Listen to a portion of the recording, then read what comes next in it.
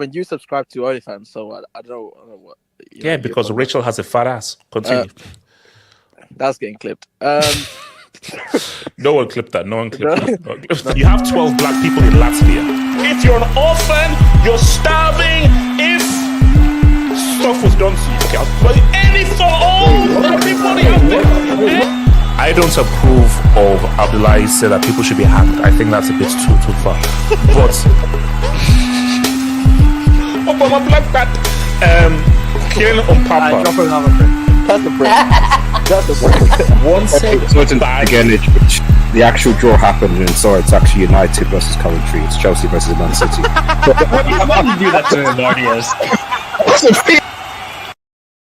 Bro, put the drugs down, man. It looks stale a bit. I can't lie. That looks at least a week old, bro.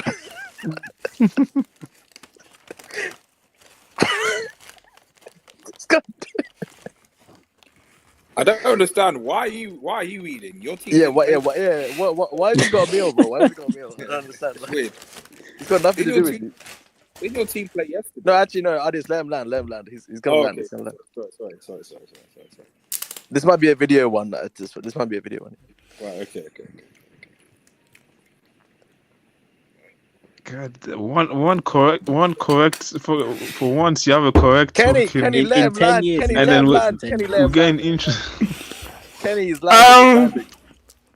No, I'm a guy.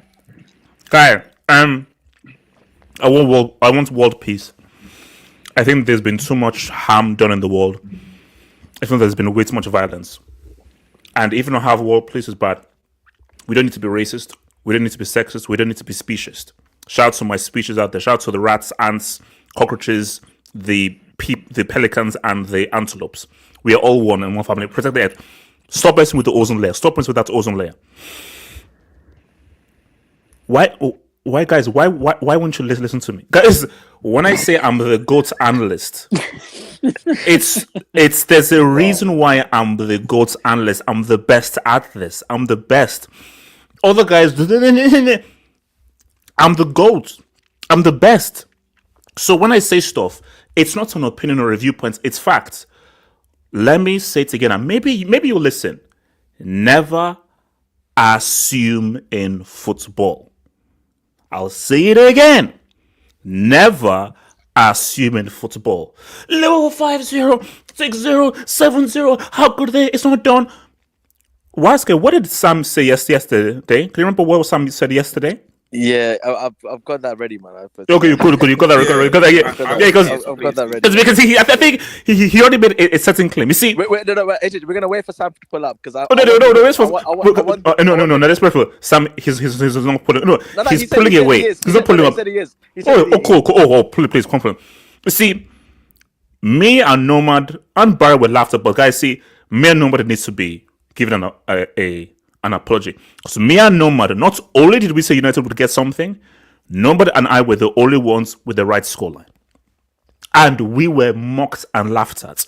We were made a mockery of. Guys, never assume. Never assume. So we will talk about never assuming. We will talk about United. We will talk about Diallo being the hero again. And we're going to have a tattered discussion and about trends. Also, didn't guys say Salah is clear of Henry? Like, monuments, what were they saying about Salah? Can you remember what they were saying about Salah? Yeah. That he's one of the GOATs and everything? Aren't these the games that you're supposed to show up in? Rather than just score like a penalty not even won by you. So, we're going to have many discussions here. Guys,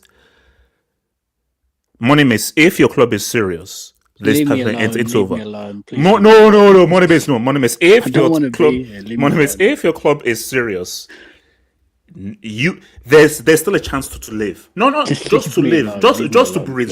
There's still a time for you to be a human being and be one with another. Be one. Kenny.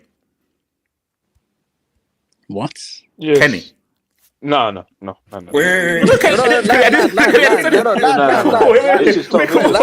Kenny, how could he say that when I just called your name? Because I know where you're going with it. I know. It's just I see. No. Kenny, see, You don't know where you're Kenny, going. You know that. what did I say? I said Kenny. I said never. So Kenny, all I said is Kenny. Okay, Kenny, how are you doing? Are you good? Is the farm everything good? Yeah, I'm good. Good. That's what I said. Kenny, I don't want to just. Are you? So you're good. You're fine. Yeah, Everything. You're healthy. You're eating well. You're eating croissant. Thank you. Yeah, thank you. So Kenny, all I want to know is that you're in good health. That's good. That's it. That's it. Where's Nathaniel, by the way? Is Nathaniel? No, he's banned from here. He's banned. He's been So guys, you know what it is, guys. Remember, guys, like the vid, subscribe if you're new, guys. If there's anything you wish to add to the show, please feel free to send in your dubs. Your dubs and your super chats no longer go to OnlyFans because I'm taking a break, New Year's resolution, but they now go towards world peace and helping the poor and I don't know, world wildlife and whatever those pricks are called, those panda merchants. So let's start with just a raw reaction, shall we? Let's just start with a raw reaction. Let me put my stream marker here. So I want people to be real here. Who is shocked by this? Me somewhat. Yeah, I am. I'm shocked. So, Monimus, okay, what was shocking, even though if you went to a half-up school of football analysis, you would know that's never assuming football. Why were you shocked? There's a school? Not really. Must be a fucking brick school. Wait, Alex, keep laughing. I think you're still in the bottom half. So, yes, you won today, but trust me, that table is still looking sketchy, bro. So, I don't know what you guys are laughing at. Not really. 13th. Yeah, 13th.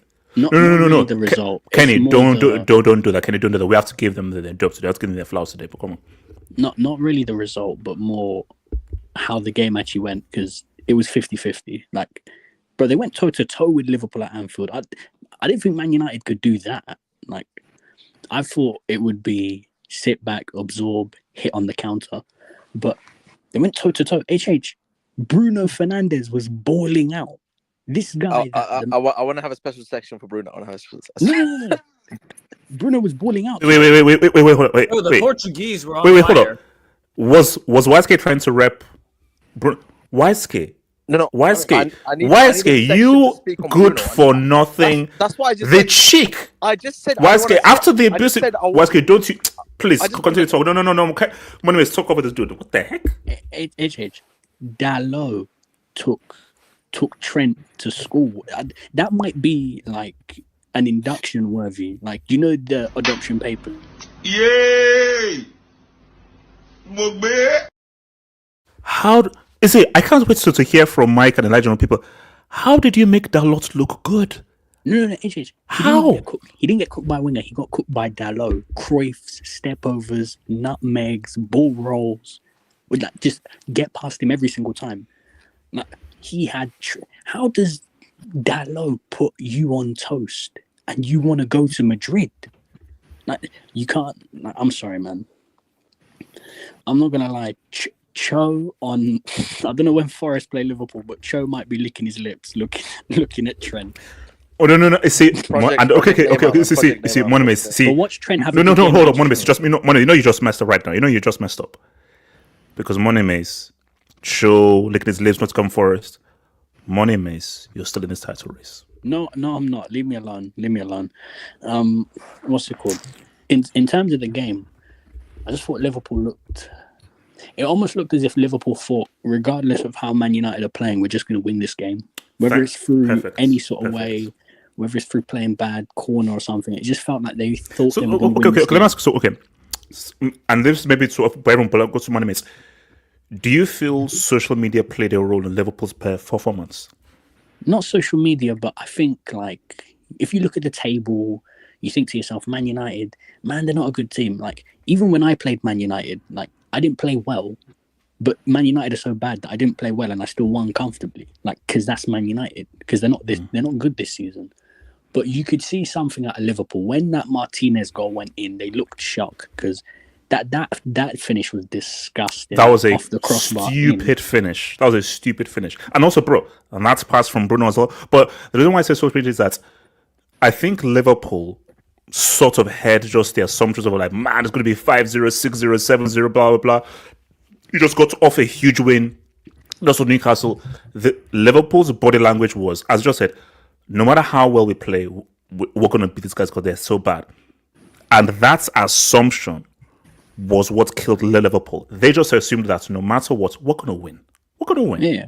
And in terms of Man United, listen, some of their players today, Bruno Dalot, Ugarte in midfield. Wow. He did things I didn't even think he could do. He's doing Trivela passes, breaking up play, beating the press. I mean, Maguire, I know Maguire missed a chance. Maguire, De Ligt. Even Lenny Yoro came up with a clutch challenge at the end of the game as well. But, I mean, again, Amad Diallo coming up clutch. Like, this guy, I don't know what it took Man United so long to start playing him. Like, you can clearly see by watching him, he's a good player. And he gets into good goal scoring positions, and he's got a really good eye for a goal as well. But listen, for Man United, just Bro, ignore this guy. Ignore. Continue. Continue. For Man United, for me, just listen. This is the pain season. This is what happens when you bring Amorim in mid-season. He can't get his players.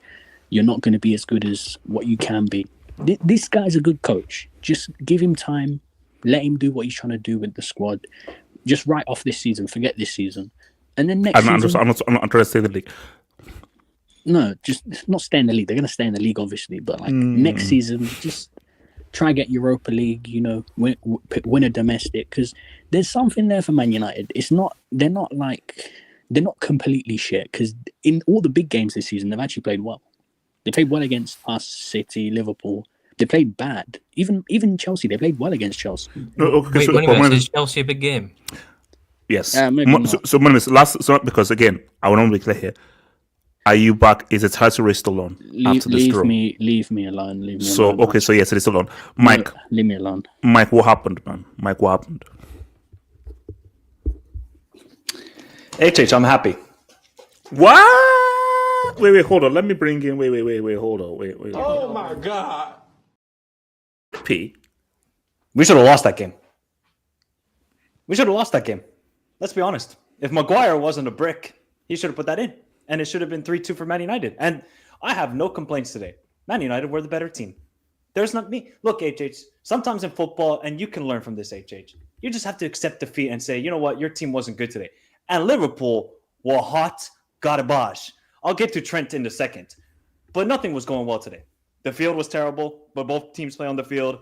I mean, VVD was screaming his head out every single time he could at Trent. He wasn't happy. Salah, stinker, absolute stinker. Diaz, stinker. The only two players who played well for Liverpool were Gravenberch and McAllister. That's the only two players. Everybody else, go to Siberia and learn Russian. Harasho niet and sukabliet to all the players today because, oh my God, it was horrendous. I give credit to United. They played well. Yeah, they played well. They didn't win the game, though, HH. Look at how happy. Look how RDS is shameless. He's returned to Red Devil Studio. Look at YSK showing up. Look at J2S even showing up. Look at all these guys. Speak on it. Speak on it. YSK, shut up. YSK, shut up. Mike, keep talking. Let me think. They all woke up from their grave and said, oh, my God. We actually got a result today, guys. 2-2. But fair enough. They should have won the game. There's not me. Like, this is the thing with the United game with Liverpool is that every time either team is showing bad signs, they'll just play up to the competition. I've seen it many times with Liverpool with fucking Andy Carroll to Paul Konchesky. They all just show up for the game and they'll somehow get a result against United. And today, United showed up and got a result. Now let's get to Trent. Because, my God, that might have been the worst performance he's put on in Liverpool. So that's why I said my thing. Can you, since obviously you're a Liverpool guy, has Trent had a worse performance than that?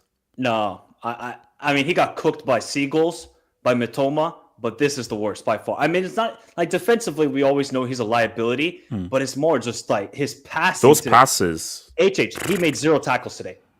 Connor Bradley in 11 minutes made 2 tackles. 2! And you can't make a single... Like, I don't care if this is West Ham or if it's freaking... I don't know, Middlesbrough or something like that. This is Manchester United. You're a local lad from Liverpool. Show up for at least this game. If you want to go to Madrid, cool. Go to Madrid. I don't care. Like, I've seen so many players go to Madrid. I've seen players go to Barcelona. It's Liverpool at the end of the day. But you got to at least show up for this game. Just show up for one game. And you can't even show up for this matchup. I'm just happy we got the draw, HH, because we played terrible, and United really should have won this game. I thought Bruno, even though I don't rate the guy whatsoever, not even a world-class player, was phenomenal today. And all these United fans on Twitter and social media, when Ugarte was signed, were like, "Who the heck is this Ugarte guy? He can't place a pass anywhere." Ugarte. RDS, mute your mic. No, he's right. No, let Mike cook. He's right. Because all these United fans wanted him sold out after 2 games. Oh, sell Ugarte. What is this bum doing here? Just shows you. Give players a chance and he'll perform. And Ugarte was phenomenal. And yeah, look, man, we got lucky at the end. But HH, are Chelsea back in the title race? Speak on it, Mike. Speak on it. I asked you a question. Can you please answer? He asked you a direct question. No. Arsenal are definitely. They're definitely Arsenal definitely title race. I don't think he mentioned Arsenal. HH, congrats. You got 1 correct prediction in 10 years of this channel. No. Hold up, Mike. Do you know why you can't do that? No, Mike. Unmute me. Unmute you. You're damn Mike. I don't want to say that misperson. My thing is, based on just how people were so adamant and they were so sure that not only Liverpool would win, they would destroy United. I was like, yeah, let me and Nomad and shout out to Barry revel in the fact of like, hang on. I've been watching football since 1993. I've seen patterns, and a pattern here tells me that as bad as United are, I feel this is the game in which they're going to get something, and it's spiritual. RDS will remember 1883. RDS will remember this game. RDS, remember in the 10-11 season when Berbatov scored the bicycle kick goal to win the game at the end? Heading into that game, Liverpool were atrocious under Roy Hodgson and somehow got it to 2-2. And eventually, everybody thought United were going to win 4-5-0 that day. And just turned out to be 3-2. But heck, United got a point. Congrats to them. They got their trophy for this season. RDS, let me go to you first before we go to Rasmus Olusegun. Okay, so let me start. Okay. First, okay, no. First of all, no. I just want to no. RDS, I'm the host, and I want to do some hosting again. So, guys, so guys, in case you're new, the man who's about to speak has place personality disorder. So when United are going badly, he's from upwards north to Newcastle. If Newcastle are not doing too well, then he's a Madridista.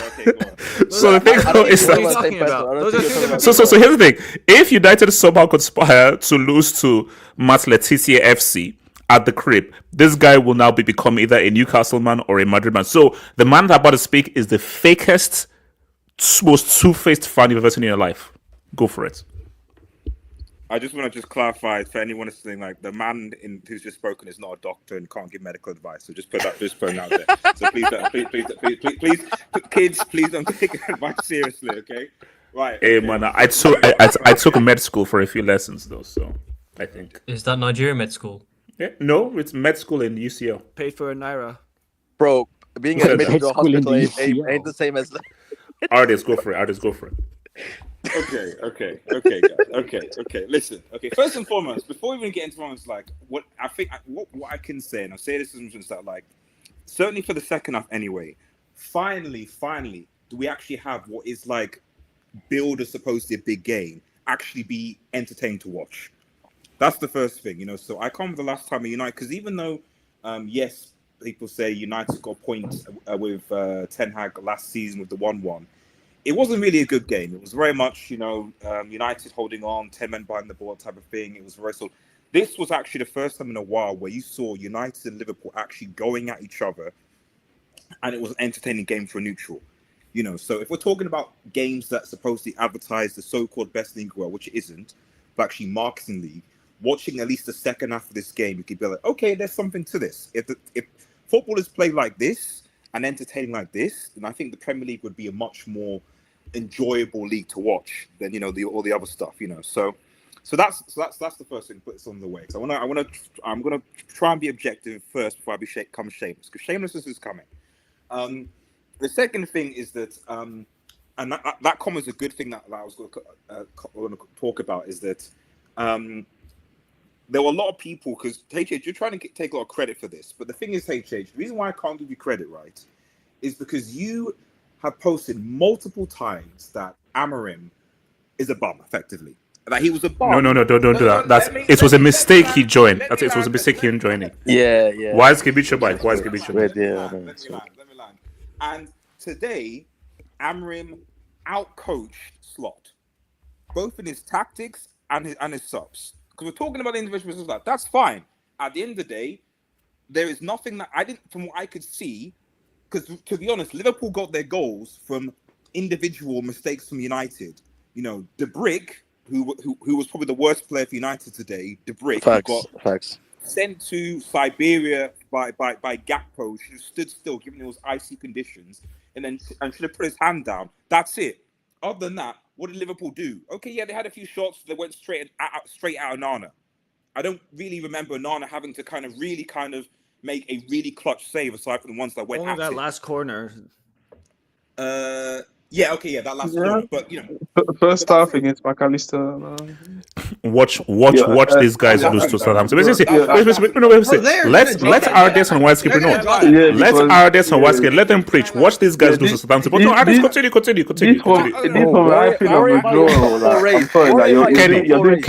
Kenny, this is way too much. It's way too much. But Kenny, leave them. Also, Kenny, all this for one point. All this for just for 1 point. Let RDS cook. Guys, I'm sorry. I appreciate that you guys, Chelsea fans, are unhappy that you got the wrong manager. You should have got McKenna instead. I appreciate that. But let me land, for goodness sake. Come on. Anyway, so listen. So what the point I'm trying to make by that is Amram should actually be getting credit instead of just saying that Liverpool blah blah blah blah. Amram should get credit because people bigging up Slot, and Slot is a good man. He's a good coach. And obviously, Michael, thank you for coming on. Thank you for actually acknowledging the fact that Amram needs time. Okay, because he is a very good coach, but a lot of the stuff that I was seeing that this guy is not. Are you 13? Yeah, sorry, continue. Right, yeah. Go for it.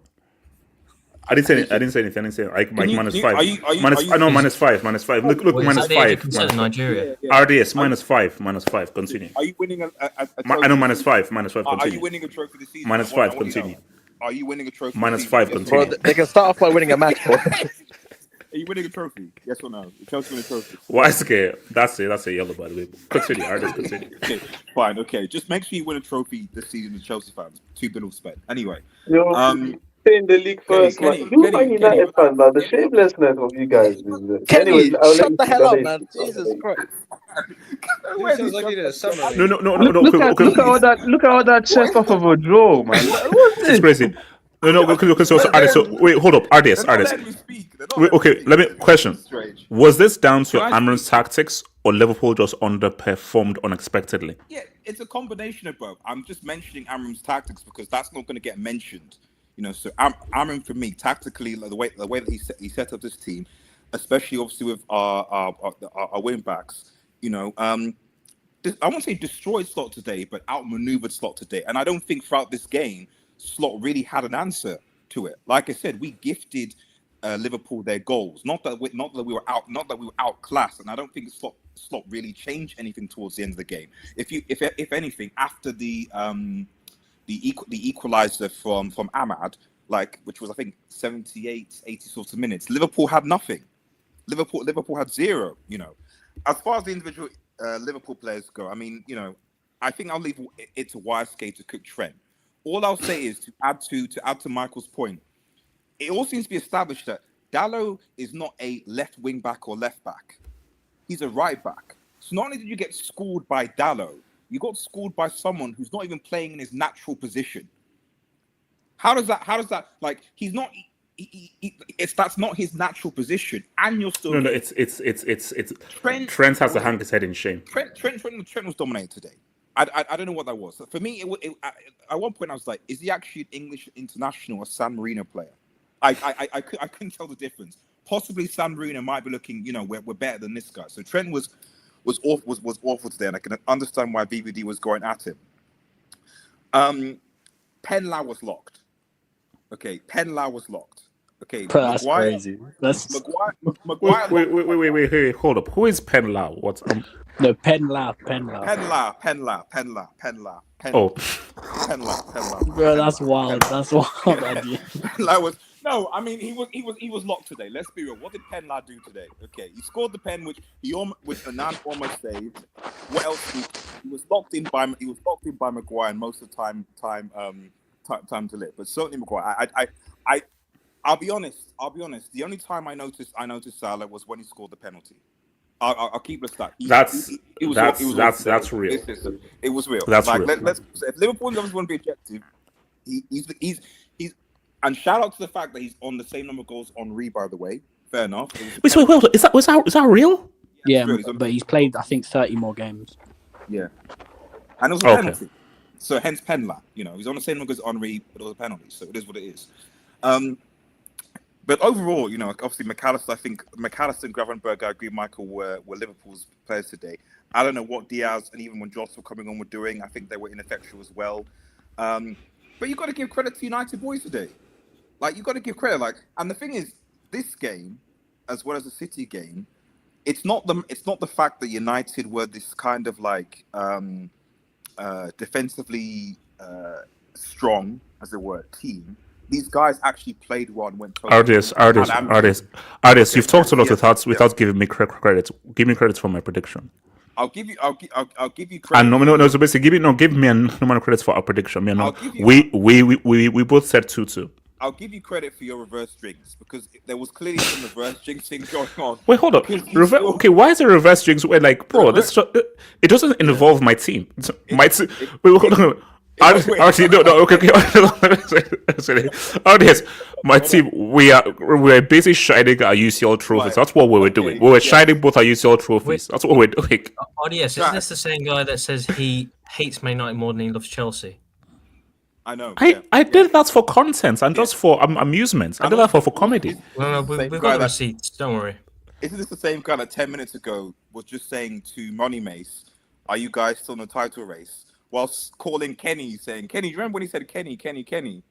You know, because I was wondering whether because I said that Kenny is everything. As I said, it's Kenny thing. No, I was just saying Kenny. Are you good? Are you fine? Is everything good? That will be used against you. I have no recollection of such conversation going on. Thank you, Kenny. Thank you.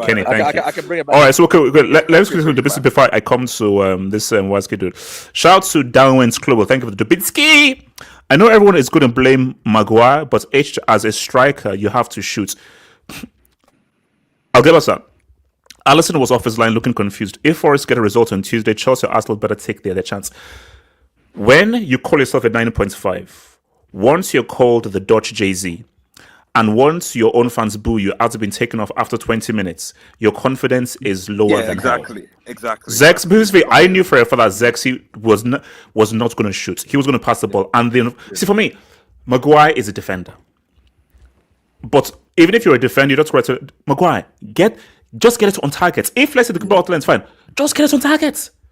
Just taking a touch. You no. You don't even have to. Just get it, bro. Do you know what they say? You know how defenders are really good at taking penalties because they know how to really strike the ball cleanly. Remember Maguire's penalty in the Euros final?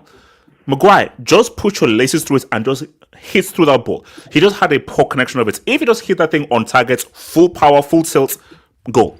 Well, look at his teamate. Lissandro literally did that. That's all. Lissandro wasn't trying to do that. He just put his laces through it. Laces, just put your laces through it. Just put your laces through it. Shout out to Brian. We assume every big game every season. But no. The assumptions here were disgusting. Like, the way people totally disregarded United, I was like, I was going to talk about that after Super Chats before I finish. Sorry. Yeah, like, I was like, like, okay, I get they're bad and everything, but they total disregard. Sam, in case Sam doesn't come on, he's trying to come on.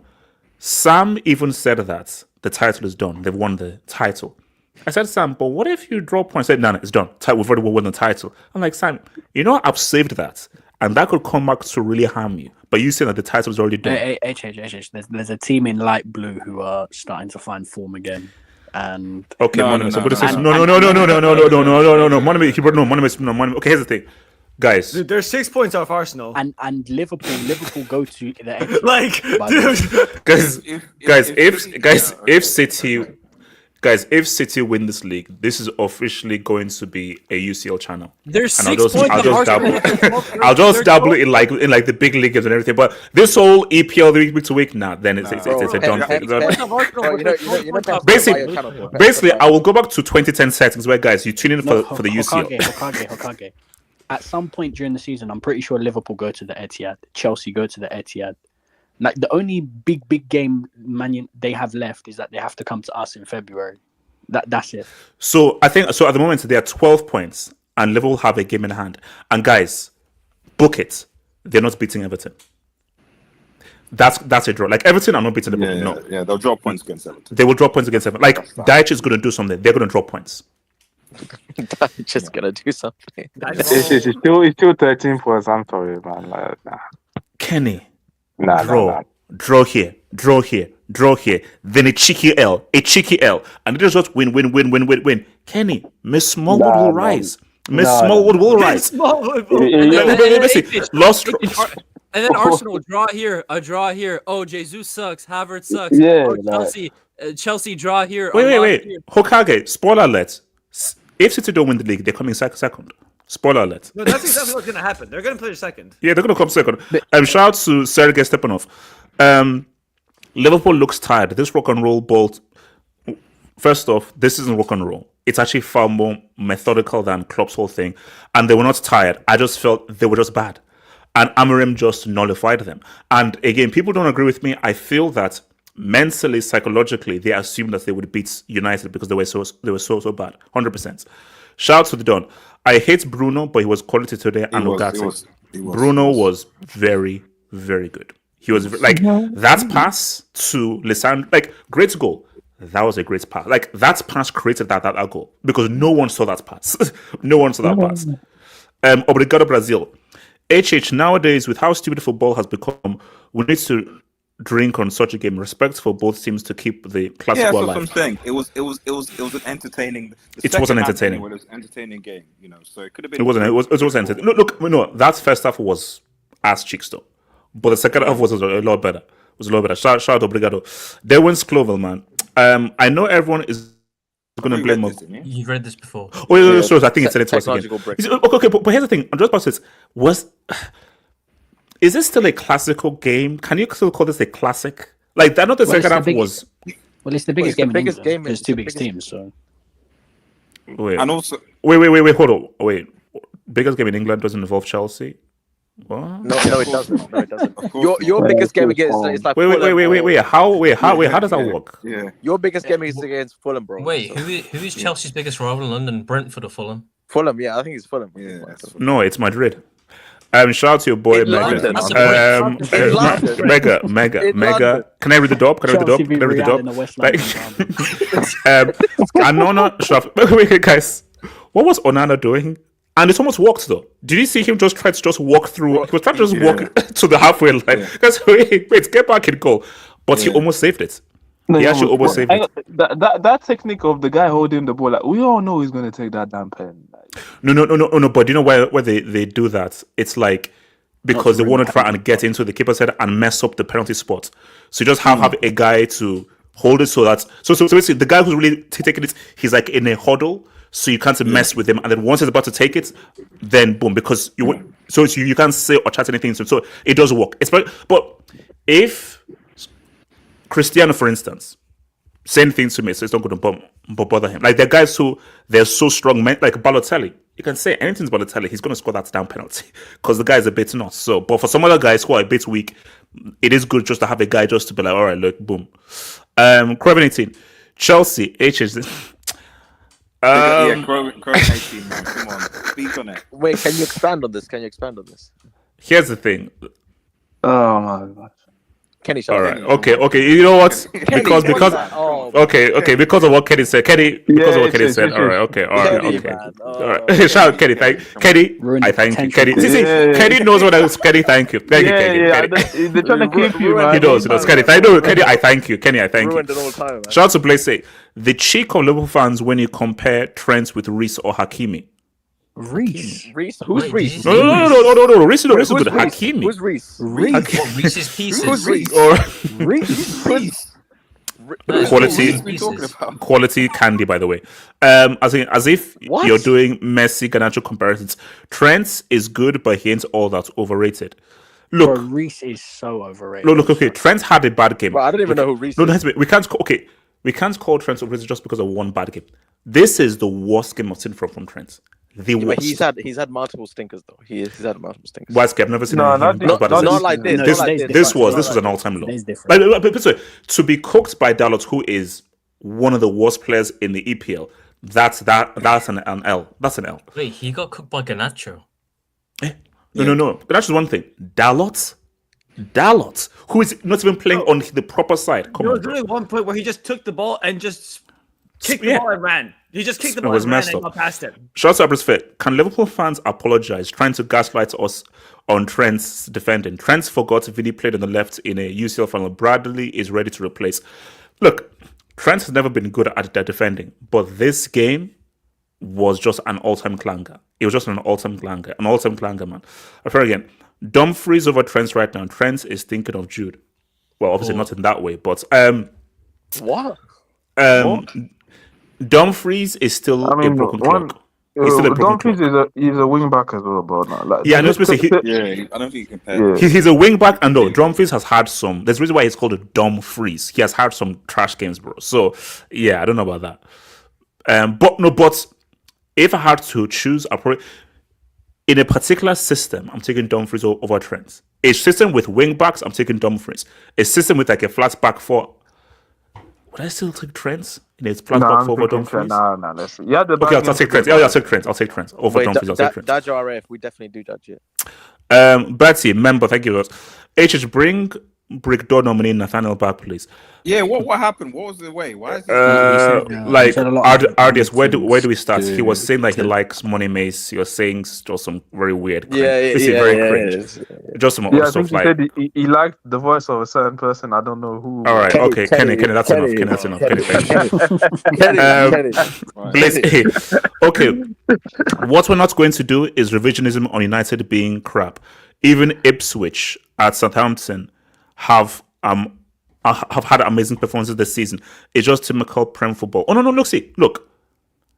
This doesn't change the fact that they're 13th and they may drop points against Southampton, which was the whole point of what I was saying yesterday. I was like, forget form and how bad they've been.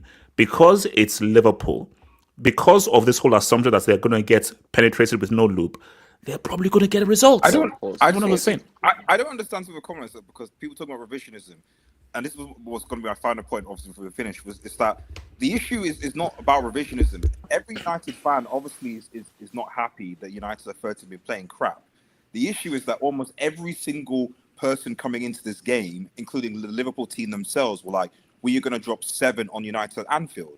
Because it's at Anfield, because United have not got a result at Anfield for goodness knows how long, because Liverpool are where they are. So the fact is, it was that arrogance from Liverpool fans and ultimately from the Liverpool players that cost Liverpool today. If Liverpool weren't arrogant and Liverpool actually were like, okay, yes, United are bad, but we need to take them seriously, then Liverpool might have got something or they might have changed something. The fact is, they still thought that, oh yeah, United are here, but we haven't scored a goal yet, but it's okay, we're going to score 3. Oh yeah, United have scored, okay, fine, but they're still going to ball it, we're still going to score. At no point in this game, in my opinion, did the Liverpool players actually take this game seriously, because they until Amad scored, then they started panicking, and then United actually started to take advantage of Liverpool started panicking because they were literally thinking, shit, we don't want to lose this game. If we lose at Anfield, then we're getting cooked by the fans. Because if we can't, if there's one game we can't lose at Anfield, it's to United. Because whatever happens, the fans are getting cooked. Shout out to Alex. That this is the only dub I actually agree with. Now keep Nathaniel banned. Yeah. Nathaniel is crazy, bro. Shout out to the Don. At this point, I'll take Osimhen. Rasmus.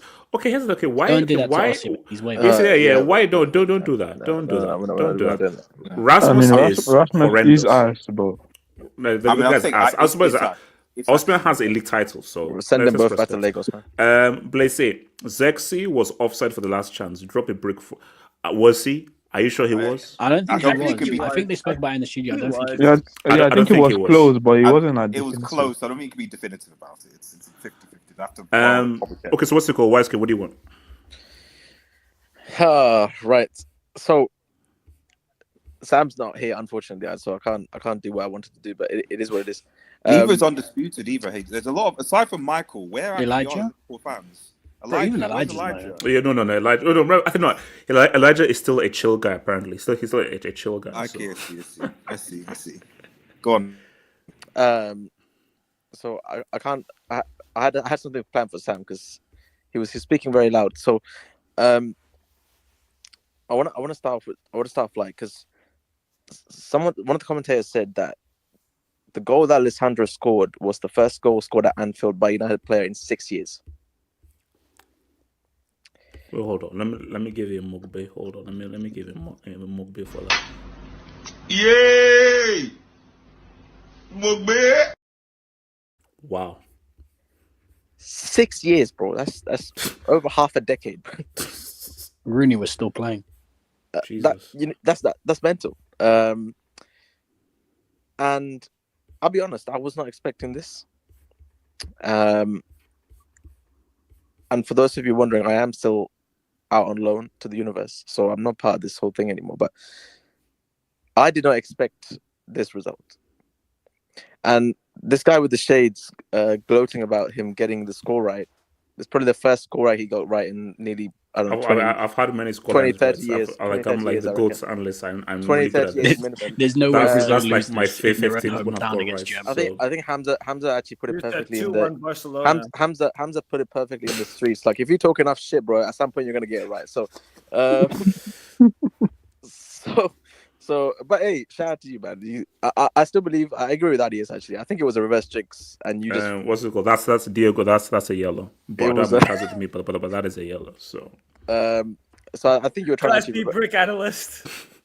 I think you were actually trying to reverse jinx because you like seeing United's downfall. So I think you hold up. I'm going for a title and the Champions League. Why do I care about a team in the third team? What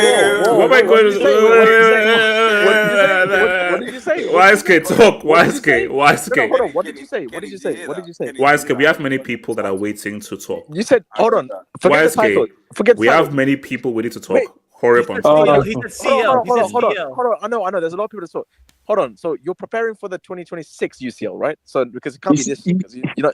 You see, you always give them the opportunity to change it. He's talking about him. Why? Because it's in Munich, Chelsea automatically take a final. That's gonna make a great interlude for the next next show. YSK, you don't get it. Because it's in Munich, Chelsea are automatically taking one of the final places. So immediately, so someone's playing Chelsea in Munich. We don't know yet. Look, and Joba's gonna come onto the pitch and contort his neck again. I wanna, bro. There's not enough testosterone left for him to do that anymore. So it is what it is. I want to speak on Liverpool because Liverpool is 50-50 this game. Like United played really well, but equally Liverpool was just garbage. Like, they were trash. Aside from two players, I say Van Dijk and McAllister. Van Dijk and McAllister. Gravenberch was pretty good. Yeah, it was alright. But I say McAllister and Van Dijk. Other than those two, everyone else was trash. This guy Trent, bro. I'm a bit confused because it doesn't make sense. Like it was such a bad game overall. Like it was generally the worst player on that pitch. Yeah, like you're supposed to be auditioning for Real Madrid. Like you're supposed to be the next guy, the next Galactico that Madrid are supposed to sign, and you drop a stinker like that. Every single United attack, that high line that they played, they need every person to be on point. Like they need. Yeah. Van Dijk was. I thought Van Dijk was gonna beat the shit out of this guy at some point, bro. No. I thought so too. Because every single time these guys try to play the high line, play the offside trap, Trent is all the way back in the penalty box with Alisson. No. Seriously, the way Van Dijk was looking, I thought we were going to see the first ever light-skinned civil war on our pitch. Yeah, black on black crime, man. The camera kept on going. Yeah, well, nearly. Every time. YSK, that's it. Yeah.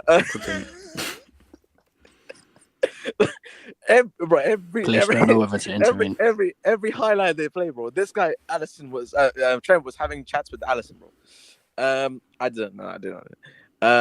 I bet on my intergalactical team. They won their game, so we're top of the league right now. So, anyways, Trent, this is horrible. So yes. he needs to bounce back quick because when Real Madrid, they'll say no, bro. if you keep messing up, they will just say no. So they're not desperate for Alexander Trent, bro. They can find someone else. Could you grab my AV, please? Hold on, where's your AV? Oh god. I stand by what I said. Wait, hold up. A madness? Oh, Jesus. I stand by. Forget about that. I'll get to a madness in a second, but we'll speak on the guy. No. YSK. My New Year's resolution is world peace. But I will go back to old HH, and I will bring out a lot of Sri Lankan and Mexican abuse. Let me. Okay. All right. So, trust me. Let me stop you right there. I want to see the world burn, so I don't really care what you have to say. Number 2, he has to be shipped back. If my striker is doing that on a football pitch, and by that I mean his best quality is twerking on defenders and winning fouls. That's his best quality. All that guy does is just he just falls. No. He backs up. He backs up like Cardi B, bro, and he commits. He draws in fouls. That's his biggest attribute is twerking on defenders and drawing fouls. For a striker, number 9, a guy who was compared to Haaland at one point, I need a bit more than that, bro. This is a tree trunk. But I think that's what makes it wild is that look at those 2 chances he had in that first half, and United still managed to get a draw. Bro, the first when he was 1v1 against Alisson, he didn't even look at Alisson, bro. He just head down shot. No, bro. It's true. That was true because when they showed the slow motion, I was like, how do you shoot but you're looking at Tokyo? Like, isn't the goal this way? This guy, he was shot as like, look, let me just shoot. Yeah, but you don't look up after shooting. Like, it's like also that's the thing. Like, I don't think that gets taught. That's just like brain. That's just like your brain functioning. Like, yeah, that's the goal. So my eyes are looking at the goal. The geniuses on X, they were saying, oh, life before United was so good for Rasmus. This clown was dropping 9 Gs in like 20 odd games, bro. 9 Gs in 20 odd games. That's how life was good. That's life. That's good life apparently. That's good life. That wasn't the worst thing. You know, United. I think it's called United Devils or something. Guess what they tweeted before the kickoff? RH9. Oh God. Okay, let's not do that. You just drop a brick for that Twitter account. Let's not do that. RH9.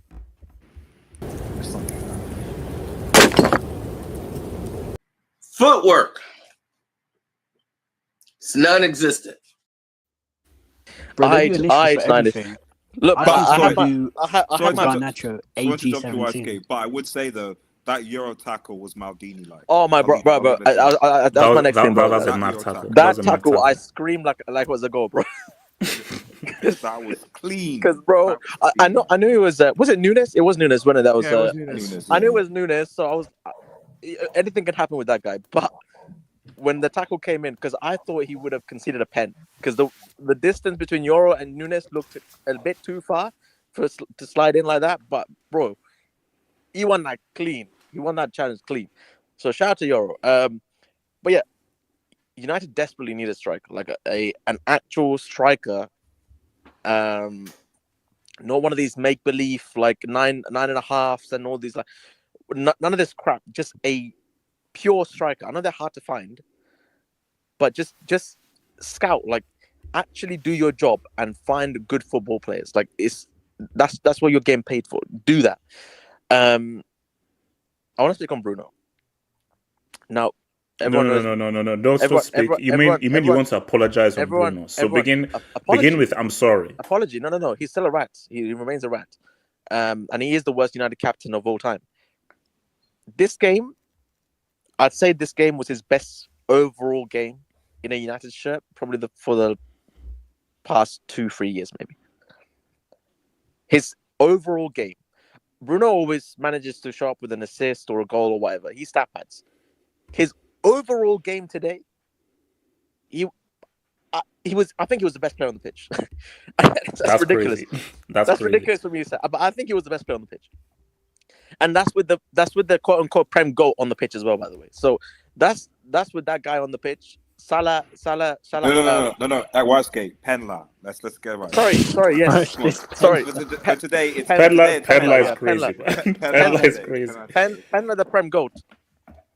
That was with him on the pitch. So fair play to Bruno because he showed up. Because basically, if Bruno plays like this more, as in he treats the ball like a ball and not a grenade, can he actually be bro, a? Do you know what the problem is? He came out. Never He had came this out at Sporting when he first came to United. But the problem is that Ole Gunnar Solskjaer enabled Bruno Fernandes to sort of be like the Man United guy and just do whatever he wants. And Bruno's finding it difficult to readjust back to being, a regular player.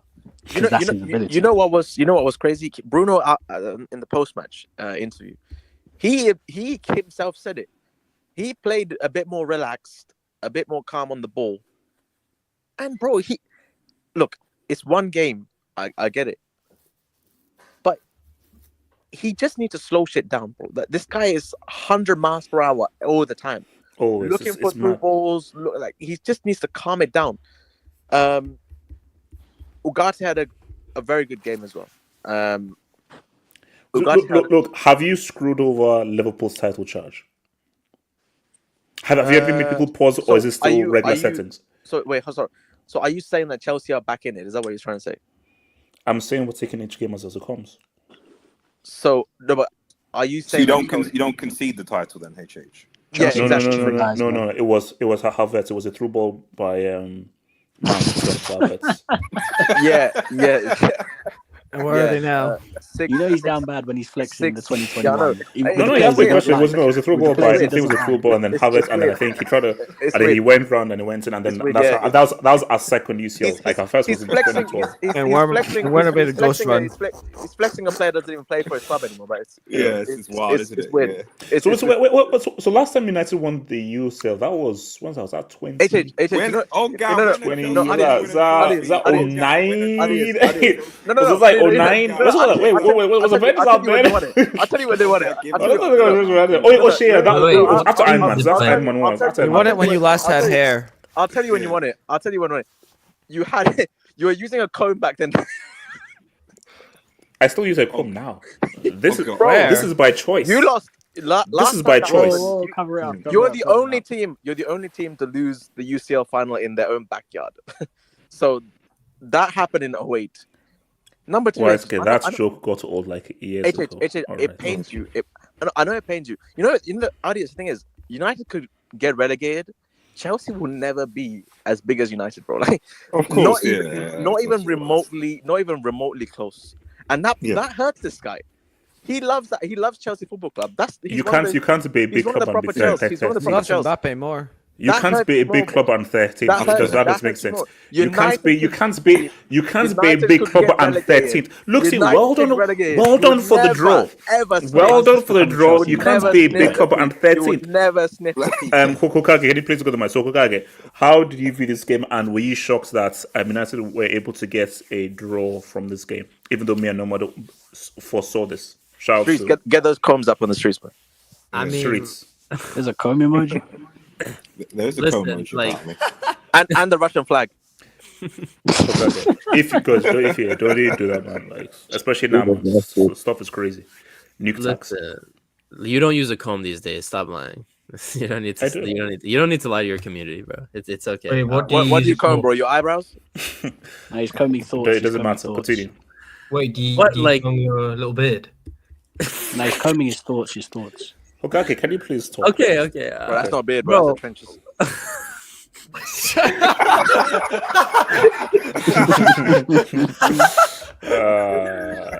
He touched it like it was moving or something. This game doesn't mean maybe you have air. So wait, Hawker. What do you mean it doesn't mean anything? No, it doesn't mean anything for United, but for Liverpool, from a psychological point of view, isn't this a psychological hit? Based on just how sure the way they would beat United, how everyone assumed they would win. Not only they did not win, they played really badly, and United could have won that game. Like, from what people were saying before the game and how the game turned out, it's like, whoa, Liverpool, okay, you know. Did the players come out and say they're going to win 6-0, or did the fans come out and say they're going to win 6-0? If you look at the game, I believe from the body language, they felt there was a bit of an arrogance from Liverpool. Their body language, they felt as if, look, we don't have to try. I mean, probably like maybe that's true. They're 17 wins, 3 draws and 1 loss before this game. Like they're turning the EPL into their little toy. So like this season, so I would be arrogant too. And I guess if they want to be champions, bro, you got to play with arrogance. Every champion has arrogance. They walk around like that. They walk around with swagger. So I don't blame them for being like that. I guess today was just a reality check. Sometimes when you want to win a league title, you need these reality checks. You need to go into every game, not, underestimating the opponent. So I guess this is a reality check for Liverpool. But like I was saying earlier, like they're gonna win the league. They will drop points. Liverpool will drop points. They will lose. I wouldn't be surprised if they lose to Forest. Forest away from home. That's gonna be a tough game. Nuno is doing crazy things with that team right there. But yeah, sure, maybe they'll lose 1 or 2 games or draw 2 or 3 games, but I guarantee you Arsenal will draw and lose more. I guarantee you Chelsea will draw and lose and embarrass themselves more. And City, it's too late. I'm sorry. If City wins this league title, what do you do? Dissolve the league. Oh, no, I'm actually being real. Division 2. If City win this Premier League, this league has ceased to be anything to be taken seriously.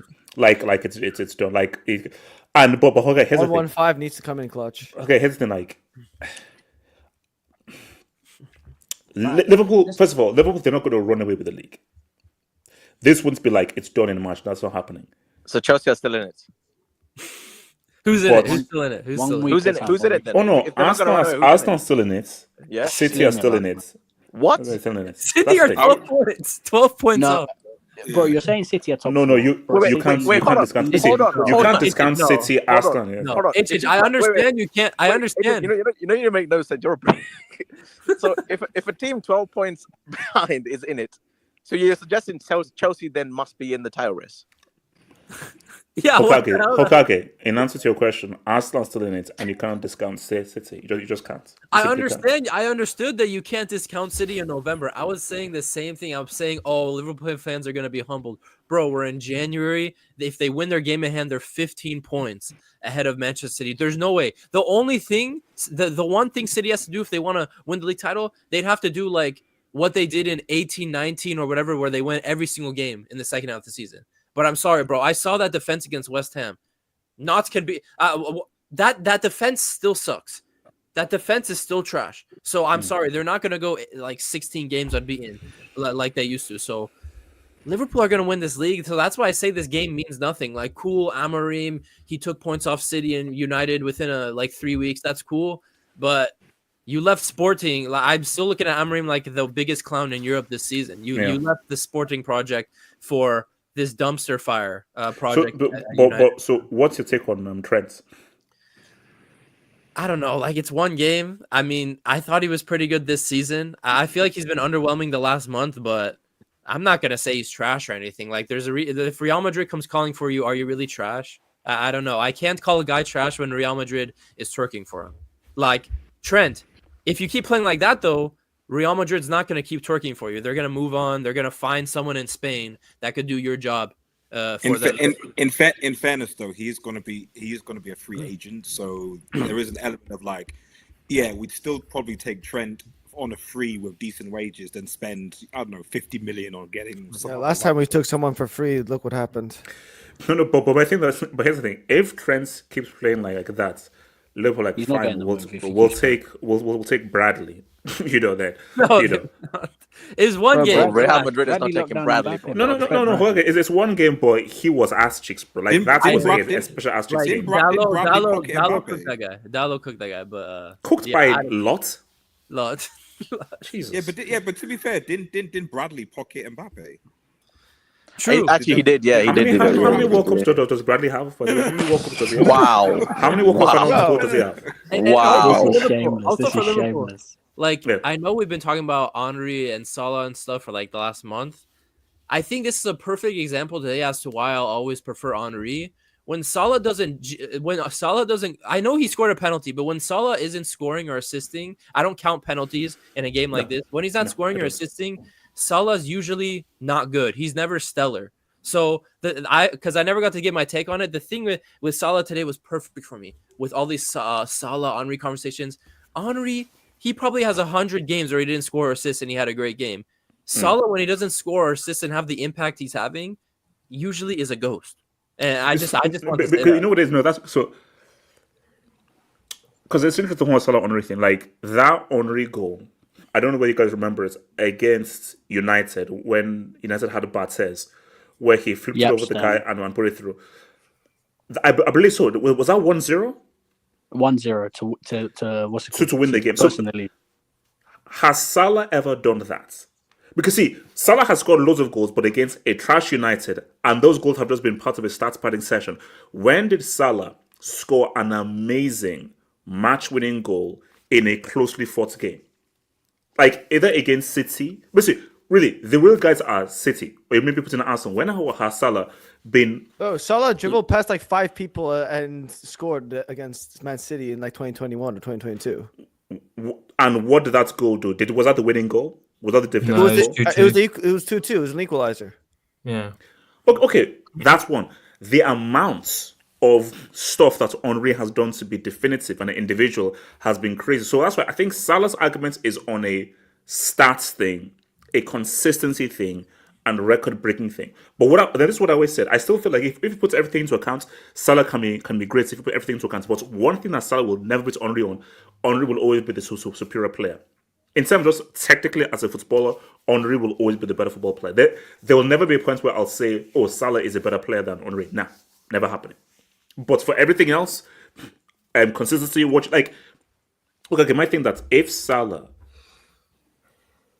double figures in goals and assists 2020 and is key in the UCL and it's a league and the UCL, that's a season that Henry has never had for Arsenal.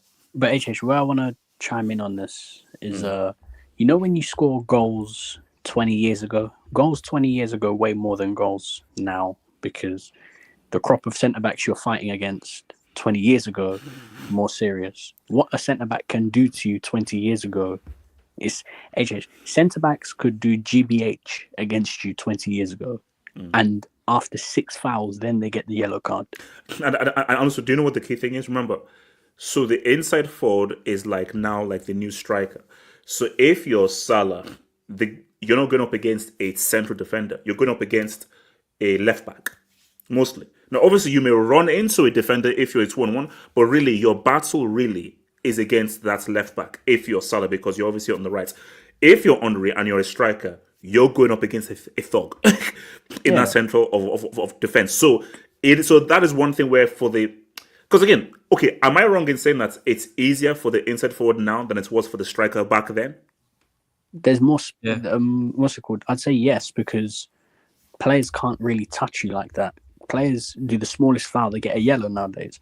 Like, I'm not going to lie. Even though Drogba didn't score 1 million goals, he only scored like 100 odd goals, like in the Premier League. Bro, if you gave Drogba, we're going to play the ball up to you, 1v1, Lisandro Martinez, just hold him off and then spin him and try to score. that's barbecue chicken. Yeah. As Shaquille O'Neal would say, barbecue chicken. Yeah. Drogba, easy work.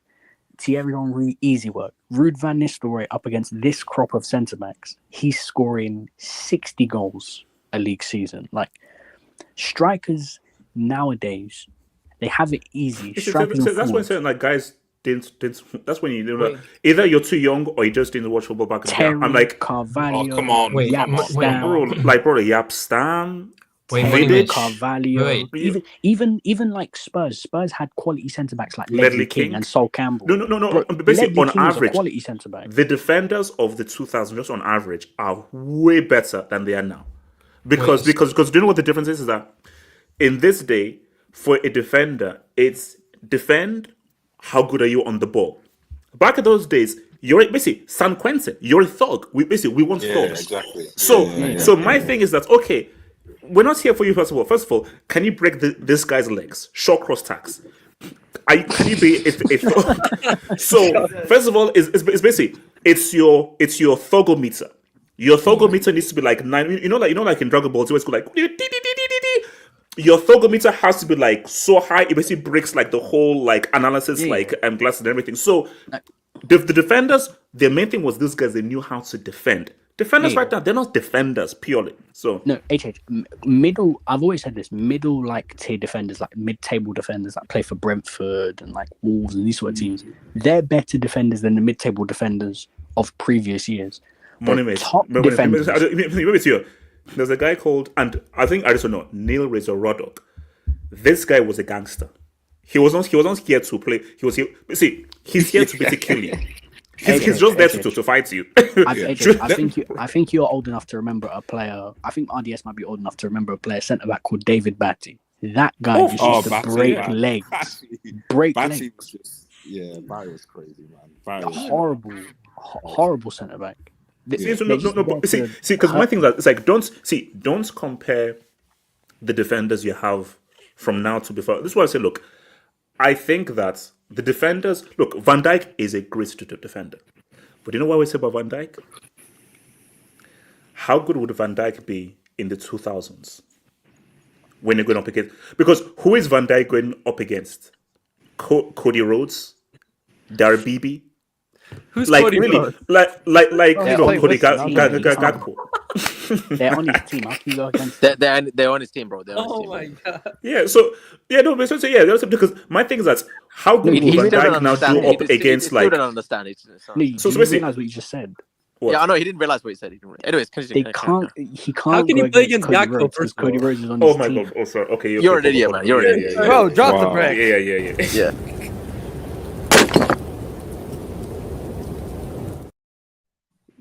Better, sorry. Kenny, he's setting you back, man. He's saying. No, guys. Here's the thing: Van Dijk against Rasmus and Zexi, who got hooked after 20 minutes. Solanke. So my thing is, is Van Dijk really that good? Bro, could you imagine? How good would Van Dijk be against York, Cole, Shearer, Drogba? Could you imagine? Drogba, I don't know about that. Could you imagine? Could you imagine, bro? Could you imagine Van Dijk already defending whose against dog is going mad? Okay, whose dog is that? Release that dog, man. Release that dog. Could you see what's that thing? You can't do aura defending it. That doesn't work. You can't aura. You can't. Basically, that whole thing of like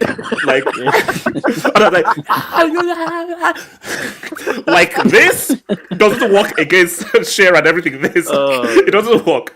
Like you actually have to tackle because again, here's the key thing. Because it's a key point that Hokage or thingy made. In football right now, most of the attack is out wide. You give it to the inside forward, he cuts in. So for Van Dijk, you're not really going up against a team's most dangerous attacker, but the most dangerous attackers are out wide. Now, in the 2000s, the most dangerous attacker is this guy in the middle. So Van Dijk, for 90 minutes, can you handle Henry? Can you handle Shearer? Are we talking about in the league only? Because to be fair to him, in the Champions League, he's locked up Lewandowski, Benzema. He's locked up players like he locked up Neymar. Like he's locked up the best of the best in Europe. But I agree in the Premier League, like week to week in the Premier League, I agree. Yeah. But in the Champions League, bro, he's locked up some of the best. Hokage. Even if you go back like a few years before the 2000s, imagine centre backs nowadays trying to lock up young Anelka at Arsenal. Young Anelka, bro. Young Anelka, speed, strength, finishing, like proper ballers. Like this is what I mean. The strikers had to go up against the Wimbledon gang. But my thing is that Mbappe's not a striker, Neymar's not a striker, Messi's not a striker, R. Kelly's not a striker. I'll give you Haaland. R. Kelly is a striker. I'll give you Haaland and I'll give you Benzema. He locked up Lewandowski too in 19. And also, I say, and do you know what the funny thing is? How can I say this? Benzema is a really good footballer. Would he be a problem for a central defender over 90 minutes as a striker? Because the way that Benzema plays and Lewandowski, they're more like they come in deep. They're number 10. Is that Nathaniel down there? Yes, sir. Yes, sir. Yes, sir. Sorry. I want to say sorry. I want to say sorry. Nathaniel, don't derail this. Don't derail. Now I know why. Look, we're having a good conversation. No. You're not derailing this whole thing. We're letting the guy speak. Okay, Nomad, I needed to talk about this because you got the result right. So, what made you come up with the result for that 2-2? the fact that Liverpool cannot be relied upon still to be the Man City of old, of seasons past. Like, you can't rely upon them to keep going on this winning run and getting 3 points in 10 matches in a row right now. Like, maybe after maybe a month or so, or a couple of months, maybe they can do that, go on a run. But right now, I think they're still trying to get that kind of stability. They have accomplished that on the basis of their defense, but I think their attack, if Salah doesn't work, I don't see where the reliability when it comes to goal scoring comes from. And even but Gakpo has been doing pretty good though. So you don't, because again, no one is repping Darwin Núñez. The guy that is trash. So you don't think Gakpo can be relied upon long term? No, because he hasn't proven that. I'm with you.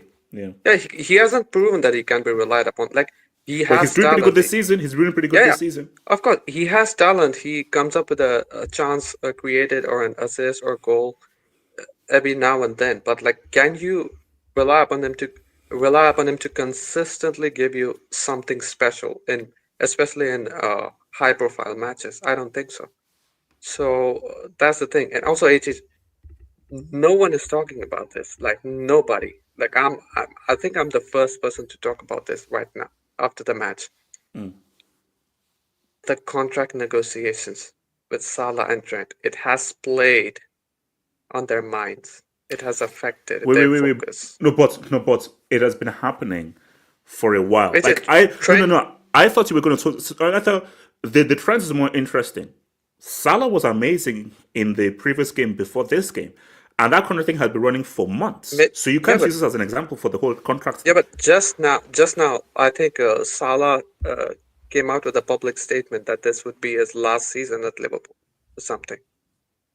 So I don't think he's staying, and I think Trent has already signed the pre-contract with Real Madrid. Okay. So, let's say you're right. In that same interview, he said that if this is my last season, I want to win the league over the UCL. So his mindset is, I really want to win the league.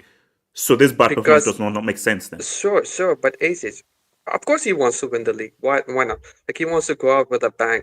But he knows the Liverpool fans. He knows that they want to get that number 20, which has been hanging over them for a long time. And they finally can stop being, bantered by United supporters.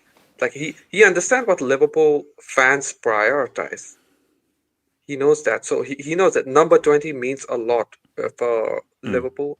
And so he wants to win. Now, you know it, I know it. Every single footballer that comes from outside of England, UCL is the UCL. You know it.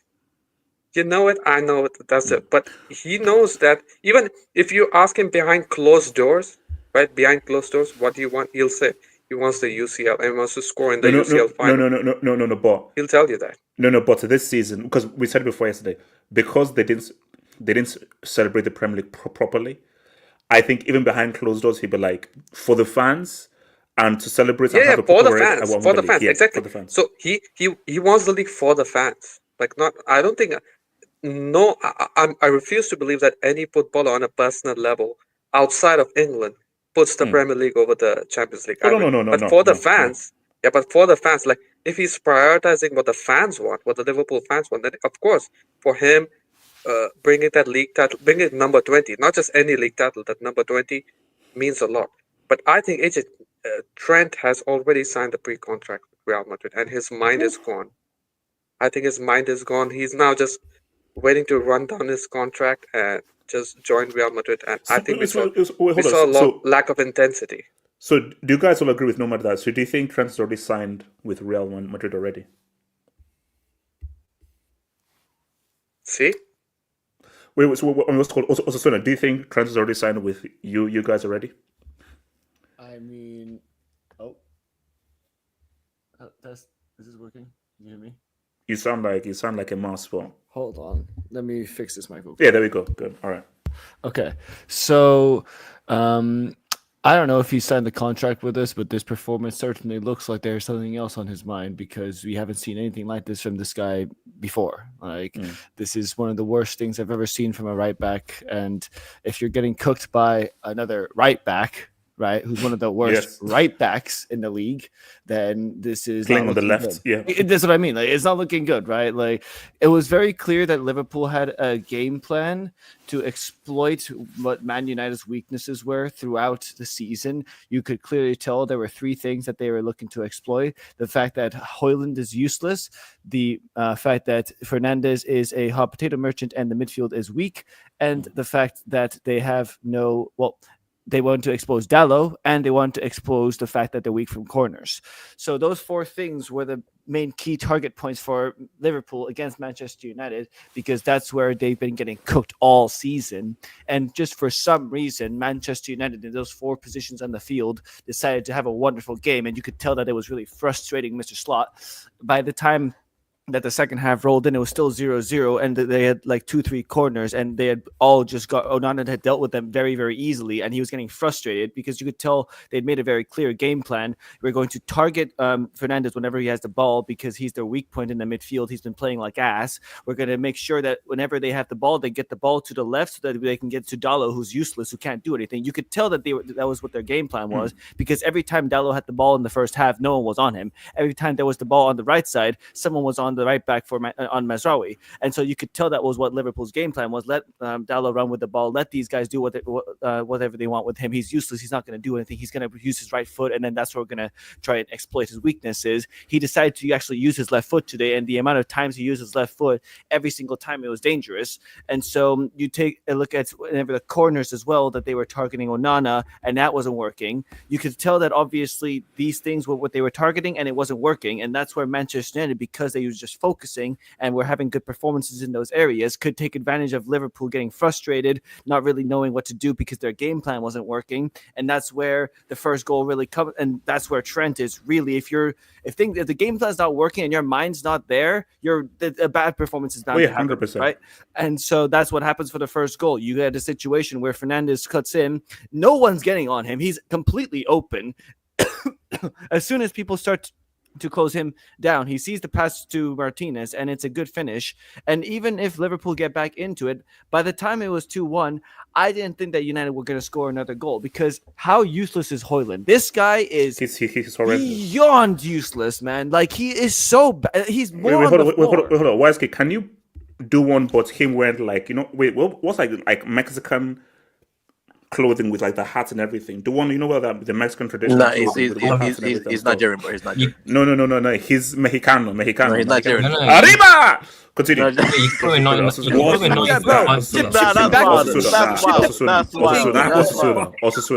wild.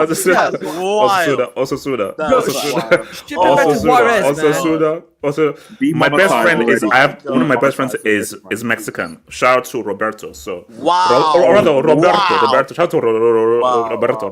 Habla inglés. Hashtag kick out. Also go for also. Yeah, no, this guy was putting like straight salsa today, man. Fucking hell, like he was ass cheeks, and he's been ass cheeks all season. He does nothing. He's more on the floor than he is actually on the pitch. He is not a good striker. And even when that second goal was coming, by the time it was 2-1, I didn't think United would score, right? You see Garnacho on the wing, and this guy even, he scammed an assist out of this game. He was not very good either way, right? But he just takes the ball, takes the Konate on, and crosses the ball with the left foot. But at that time, I'm like, there's no fucking way that he has any options, because he has Højlund in the box. He has one guy, and he's useless in the box. United are not scoring. And then suddenly, out of nowhere, Amad Diallo comes in from the wing, right? And so that from that moment, it was one of the best. Like, this is one of the best second halves I've ever watched. Like, it was fun as a neutral. It was so fun to watch because I had no idea who was going to win. It was back forth, which is insane. Based on what guys were saying before the game, the fact that we watched the game and you were like, we don't know whether it's going to win between you trash United and Liverpool is mad. Yeah, but it was a great time, and then finally at the very end, man. Oh my gosh. just Ugarte with a luck ball just to the front. Fernandez, everyone's already said it. He had a wonderful performance today. Liverpool targeted him, and every single time they targeted him with 3, 4, 5 people, he just got out of the situation by himself. It was insane. And so he plays a wonderful ball to Xerxes. And brother, you have to give a defender a better ball than that. A defender's going to shin that. It is what it is, right? No, but come on. When you get hooked after 70 minutes and your own fans are booing you, it's true. Your confidence You're low on super confidence. low. No, right? no. Okay, but actually, hold on. The ball wasn't bad. Maguire, come on. See, Maguire put that on target. It's a goal. I mean, yes, it's like you put it on target, but like the situation is like if the ball's on the floor and United and Maguire just had to swing at it with his foot, it probably goes in. But because it's kind of in the air, this is not a striker, right? And so it's just a defender in that situation. He shins it. It's just unlucky, And it looks like he kind of was offside as well. But if that goes in, like even 20 minutes after the game was going, I was like, brother, if you just scored that, the stream we would be having right now, if he had scored that, man, that would have been a crazy moment. Dude, it would have been so funny. Bro, no, I was like, but imagine the narrative of United winning and Maguire scores the winning goal. I was thinking he would score because he was having very no. close I thought it was a goal. I was like, bro, if he's on target, that's a goal. Maguire scored and Xerxes assist. Bro, Money that is poetic. poetic. Money Race would have gone crazy. But yeah, no, a great game, great time. So, do you think it's still Liverpool's title or race? Do you think the title race has been over for a while? I'm not talking about the title race. So you still think it's over, bro? It's not even close. Like Arsenal. The thing is, yes, they will drop points, but Arsenal, Chelsea, Nottingham Forest are the most likely to make anything happen nowadays with their form right now. And we all know what's going to happen. City are finishing second, right? This is exactly what's going to happen. City are going to run a games. You're going to finish second, and then we're going to forget that all this bad form ever happened, right? They're back to a positive goal, like positive 9 goals. But the main thing is, instead of at the top, let's look at the bottom, right? This is the perfect situation because we had a great game today. We have a great narrative, and United went from 6 points away from relegation to 6 points away from relegation, and that's fantastic. Did you hear that? Was you hear that? Did you hear that? Oh, excuse me, 7 points, right? 7. 7 points, excuse me. But they were 7 points. Yeah, still with a 6-7. Because Ipswich was 7 points behind them, and now they're still 7 points behind them. But the thing come on, Ipswich. Come on, Ipswich. Come on. The thing is that didn't they beat you? Yeah, they did beat you, bro. Relax. They did come on against you. But the thing about Man United is that they're gonna show up for this game, and it's gonna, they're gonna have a great party, great time, and then they're gonna go back to drawing against Southampton, losing the games. Like they're gonna have a. They do this all the time. Bro. Look, when they beat City, hey, United are back. Exactly, and then they lost 4 matches. Dude, and then it gets easier opponents. So, this is going to keep happening where these guys are not out of the water. I still believe that these guys are going to finish on, 41 points or something stupid like that. The only reason they won't get relegated is because 18th place will probably, by looking at the table, end up with, 32, which is one of the worst relegation things I've ever seen. All right, hold on. Let me quickly I just want to say two small things. First of all, we should all agree that Robertson is done. It's over. It's over. He's finished. No, he's finished. We can talk about him. Yeah. Robertson is finished. He's done, and he should just retire. He shouldn't even go to Saudi. He should just retire. Bro, let's not give that guy airtime. Yeah. It's over. And second of all, if Nottingham Forest finishes in the top 4, Arsenal, Chelsea, City, United, all 4 of these clubs should be dissolved. It's over. Should be ashamed. I mean, obviously, Forrest, I don't know what these guys are doing, but I'm like, mates, it's come on. They've got 2 UCLs, man. Come on. No, yeah, I know exactly. No. I get that, but did they have them in the last 10 years? Also, United are in a relegation. Hold up, do you have a UCL in the last 10 years? You and Westgate, do you have a UCL in the last 10 years? When are you going to win a trophy, man? Come on, I've asked this question so many times.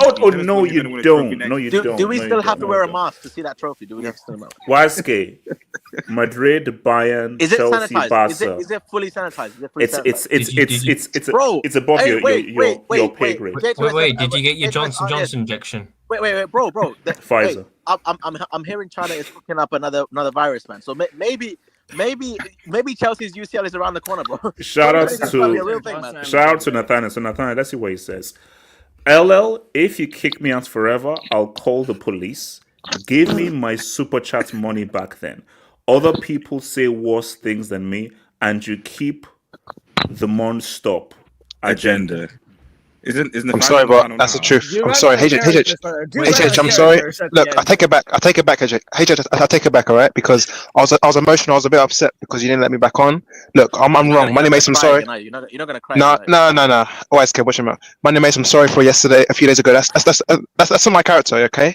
Talk about people's parents. That's not my character. I was just out of character. I was angry because Chelsea drew to Crystal Palace, all right? I'm sorry. I apologize to the. What the fuck is going on? HH, I'd like to apologize to HH seriously because I made a fool out of the channel by acting stupid. I'll take back what the words I said, and YSK, you're still bum and you're still 13th. Thank you. See, that was all okay until the last Kick him part. out. This is like, Yeah. Moving on. It's like Kick him out. Hold on. Kick Let him me out. just give you Kick the him out. shout out to ads. Alisson won. Yeah, it's true. I don't know how a keeper wins more deals, but I mean, He's gone, guys. Yay!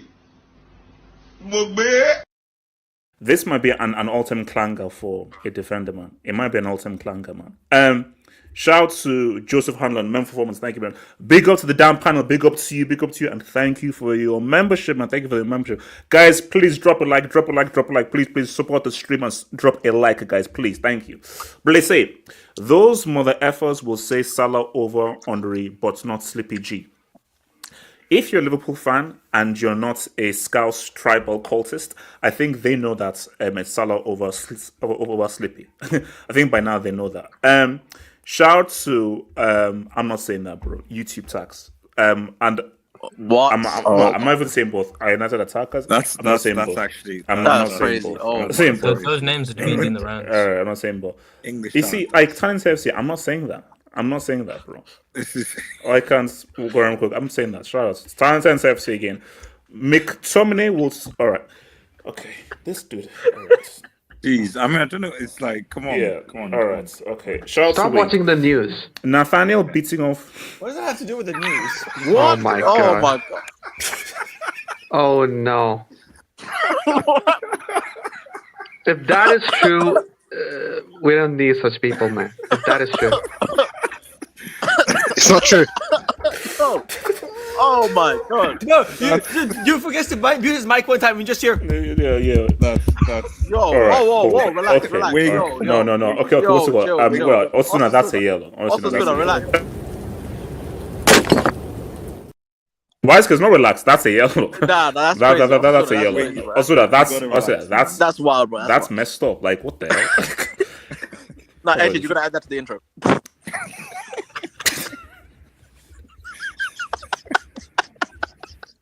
Hey, mom, I'm famous.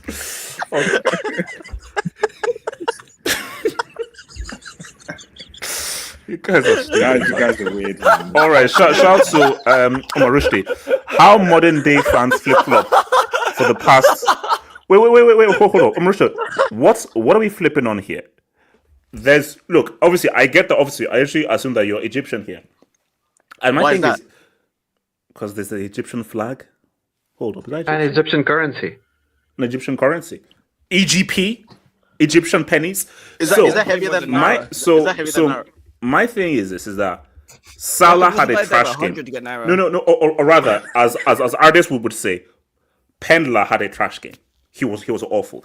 Literally the only thing he did was score a penalty. Now, that doesn't mean that Liverpool are trash and everything, but all I'm saying though is that points are getting dropped. Now, the only issue is, I think someone said this before, Liverpool probably win this league because Arsenal and Chelsea not being so serious. But if City starts getting their groove and they start going back to that old school City and now win like 10, 11 games in a row, and they beat Liverpool when they face them, it could get tricky. Liverpool are just not running away with this league. It's just not happening. Shout out to Wink. Nathaniel, move. Okay. All right. Whoa! All right. Shout out to Wing is going to relax, man. Holland can't play in Saudi. It would be hard. It would be, yeah. Jace was talking to me, man. Dude, I just understood that. Oh my god. That's a break. Yeah, no, I just hold it. That is it. Because I mean, like, how the hell do you not understand that to begin with? So let me just drop. Damn bloody fool. Go for it. So, like, I need to know what I need to know your immigration status. So, athletes on loan. Yo, No. Yeah, I need your immigration status. So, is your status athletes on loan, athletes fully at athletes, or are you athletes on loan but your parents' club is United? What is your status now? I'm just gonna say I'm a chill guy. Oh my god. What the? See, I want to talk about today because it's Amad Nation. That's what I'm here for. Because the Amad stocks are on the rise. Okay, wait. What was Rashford in the squad or he wasn't in the squad? He was ill. He was feeding kids. Yeah, he was ill. Ill. Yeah. But can you just zoom into my AV quickly? This is what my winger and number 10 does on a 4:30 p.m. kickoff. What does Chelsea's do? Don't compare him to Jermaine. Show me Diallo's goal in a major final. Show me his goal. Can you show me Cole Palmer's goal against Liverpool at Anfield this season? He scored in the US final. It's on its way. Wait. What major final did Palmer score? He scored in the Euros final. He scored in the Euros final against Spain. For Chelsea. Oh, drop a brick for this. He scored in the FA. Oh my god. No. He's about to. What? He's about to. What major final are you going to be in? Basically, if you watch Minority Reports, it has already happened. But we're about to get that. I've seen the features. It's going to happen. What major final? What major final Chelsea going to be in? Because I don't think he's on the Conference League squad. FA Cup. Nathaniel, can you just mute your mic, man? Jesus Christ. Wait, so he's saying the FA Cup is a major final now? Is that what I'm hearing from Chelsea? Conference League. Oh yeah, it is a major. Support Chelsea, bro. Look, see, I United back and what happened to Penlands and speak about Tata. I mean, they're back to 13th place, so that's as far as I go. But they're not back. But oh dear. I mean, can you show me Chelsea's last 5 fixtures? I want to see. Yeah. Let's see what Chelsea's form is. Can we just scroll to Chelsea? Let's see. It's Forest. It's Forest, Man U, Newcastle. The last. Yeah, brother. No. It's last 5. It's last 5. It's last 5. Nothing. Can you just mute another guy speaking, please? Just don't talk. J-Twist, please. Yeah. I think we need to rehire Ten Hag and then sack him again because how was Diallo behind the likes of Forsen, Garnacho, and Rashford? I don't understand. That's crazy. That is crazy.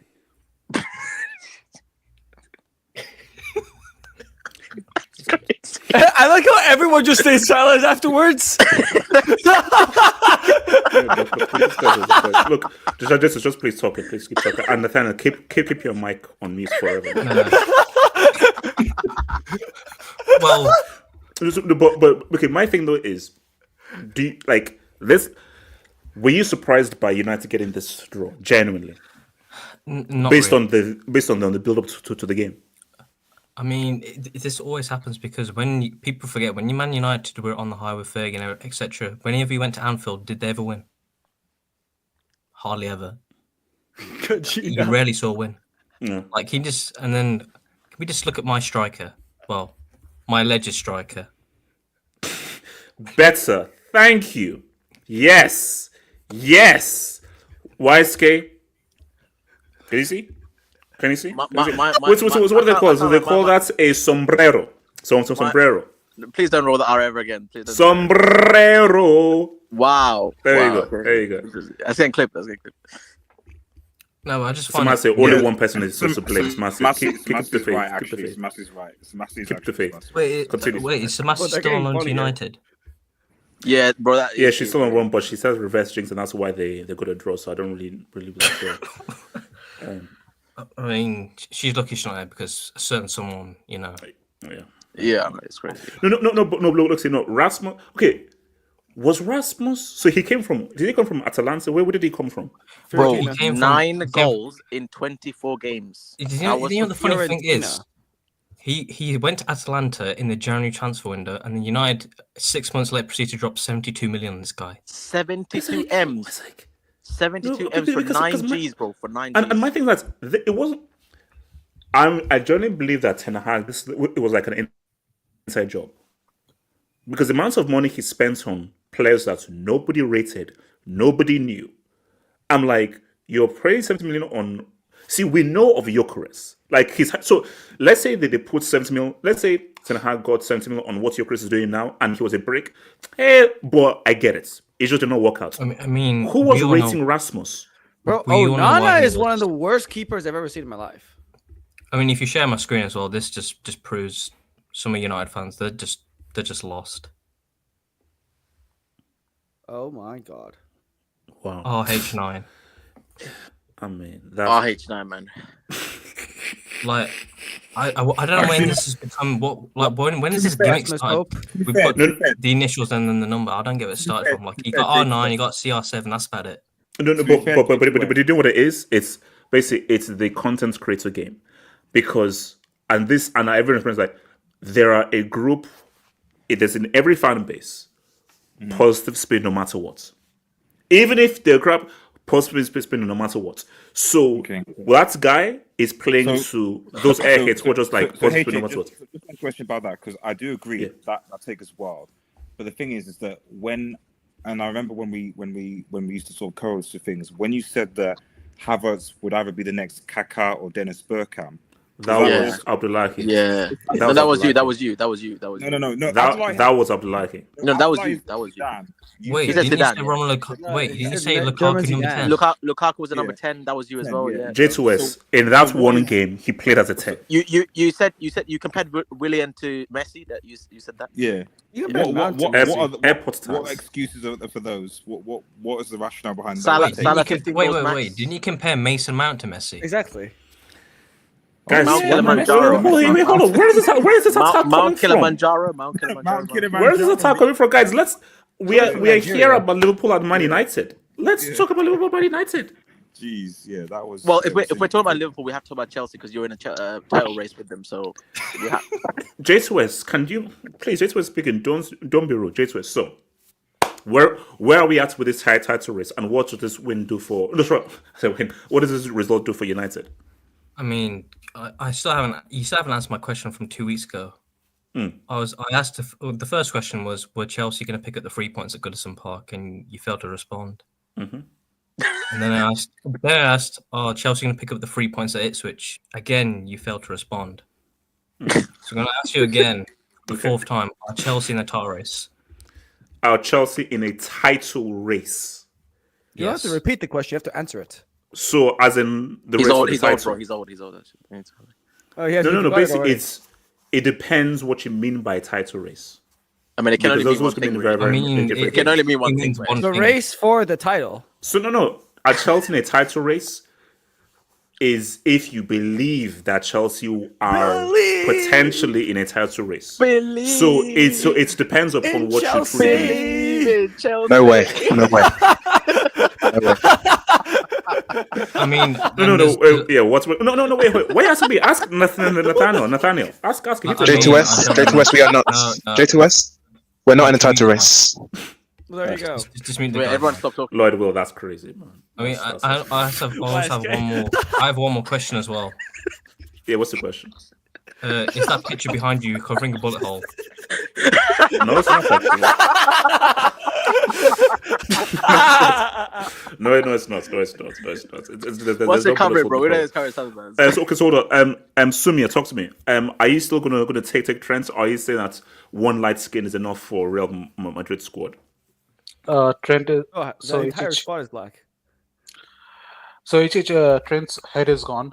He has already planning about Madrid and his life in Madrid. First, second, looking at this today's result, I don't know why I'm getting the vibes that it's going to be City at the end.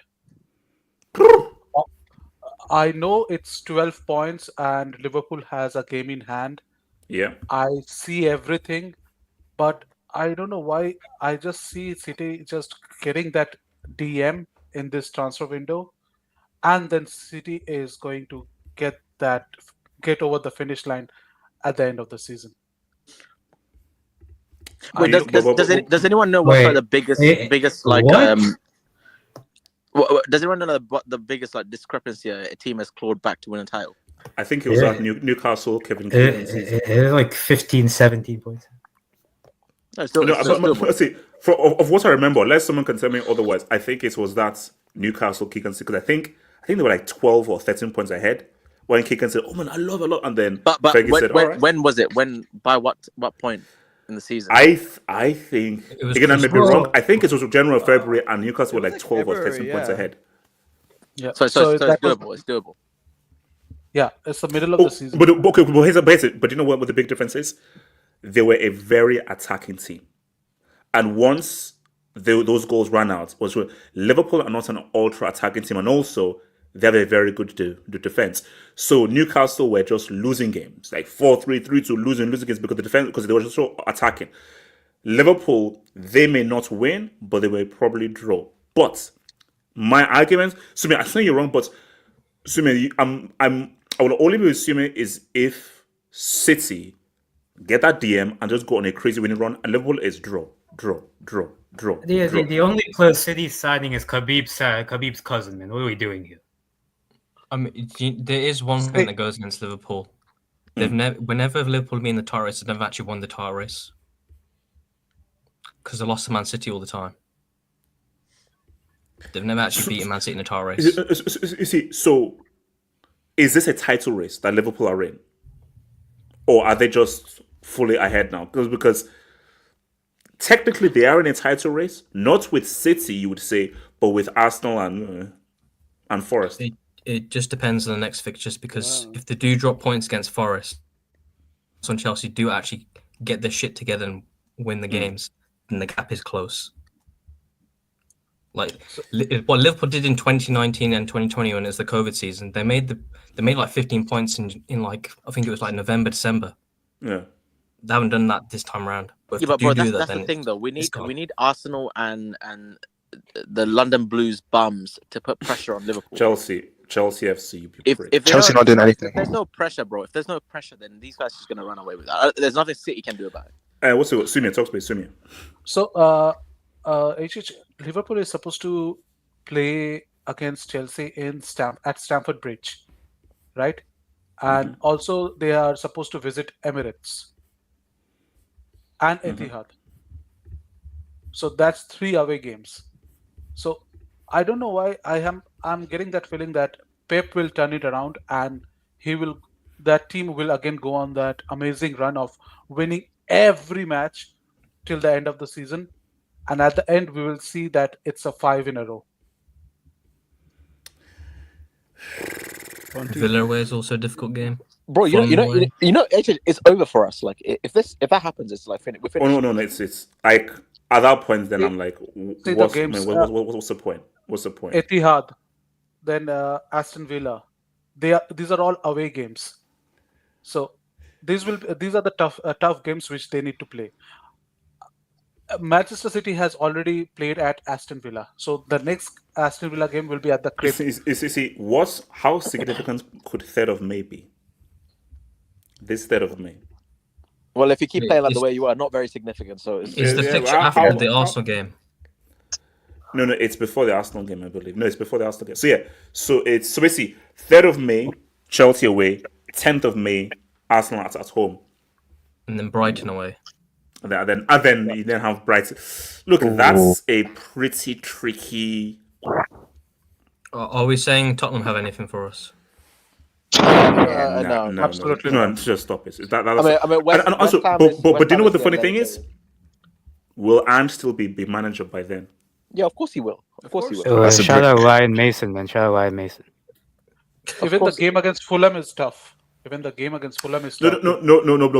Sumia, if City win this league, I'm done with the group. The Premier League can never be taken seriously ever again, ever. Like, I don't want any Premier League promotion or anything. Like, the league you'll officially be a bomb league. Officially, every manager in the top 3 need to be sacked. So 100% at once. And they need to be sacked, and that's it's probably for Monday. All I'm saying is, like AK-47. That's what I'm saying. Wait, AK-47. would that be 7 and 8? Yeah. Yeah. Just wrap this division up, man. 7 in 8. 7 in 8, 5 in a row, and the gap he would have clawed back. Yeah, stop it. Yeah, and one more thing I wanted to ask to. Yeah. One more thing I wanted to ask to all the Manchester United supporters: can we have a situation where we can have two coaches for the team? One coach would be taking care of when they play the smaller teams or all the small teams, and then Ruben comes back when they are playing against Liverpool, City, Arsenal, all the big six. Can that be done? Because this guy is getting results against all the top 6 teams. But when it comes to the lower teams, I don't know what happens to this guy. Well, AK, talk to me, and then call. AK. Yeah. Can you hear me better? Yes, sir. Okay. Yeah, man. Yeah, I caught a bit of the game. I didn't catch that much of the game, but for Manchester. Yeah. We were down bad. Wait, is that? Yeah, it is. Why ask it? It is. Yes, that was in Eddie Howe's office. If anybody wants to know. What? Yeah. Have you seen what Eddie Howe looks like? So, AK, continue. The last of the empire, man. The last of the empire. Yeah. Yeah. So I think for United, man. Continue. AK, continue. Yeah, I think for United, they played better than I thought they would. I can't believe I'm saying this, bro. Maguire might be an undroppable center back in this system. He is. No, he is. And Amrim knows that. Well, yeah, shout out to Maguire, man. I thought Lisandro Martinez played well. Mazraoui, Diallo, they played well. Ugarte was very good. But that guy up front, man. Ichich, I was thinking about this. Is there a Premier League team Højlund starts for?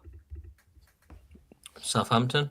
Maybe Chelsea. Well, Scunthorpe isn't in the Premier League, but I don't think Scunthorpe are taking it. Jackson's Chelsea. Jackson's dumb, that's why. AK, ignore these clowns. Nathaniel said Chelsea. There isn't a team that he starts Chelsea for. fan. I can't even lie. I not even Jackson. I would take more Gui over Højlund. I can't even. Yes, of course. I'll take Goo. Wait, does that guy even play? Yeah, he has more goals. No, he plays in UCL. Yeah, so I'm Fulham, Brighton, Brentford. Does it start for Spurs? No. He doesn't start for Ipswich, West Ham, Palace, Wolves. No, there is Southampton. Does this start for Southampton? Wait, who's Southampton striker?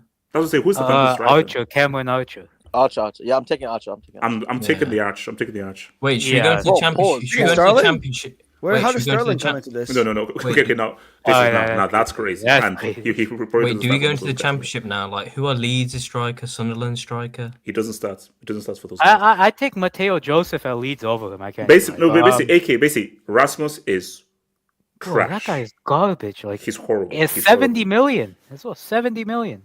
No, 72. No. Okay, one thing that's for Ten Hag. Was this an inside job by Ten Hag? Yeah. I think all the transfers were inside jobs. Yeah. How do you sign the worst striker in the league and then the worst keeper in the league? Is he the worst keeper in the league? No. No. Rasmus is the worst striker. No, he's not the worst keeper in the league. Rasmus is the worst striker. He's the worst striker. In terms of Liverpool, though, I can't lie. I want to apologize to my countrymen. Nusayr Mazraoui, you are a better right back than Trent. Hakimi, I can't believe I'm saying this. He is a better right back than Trent. Yes.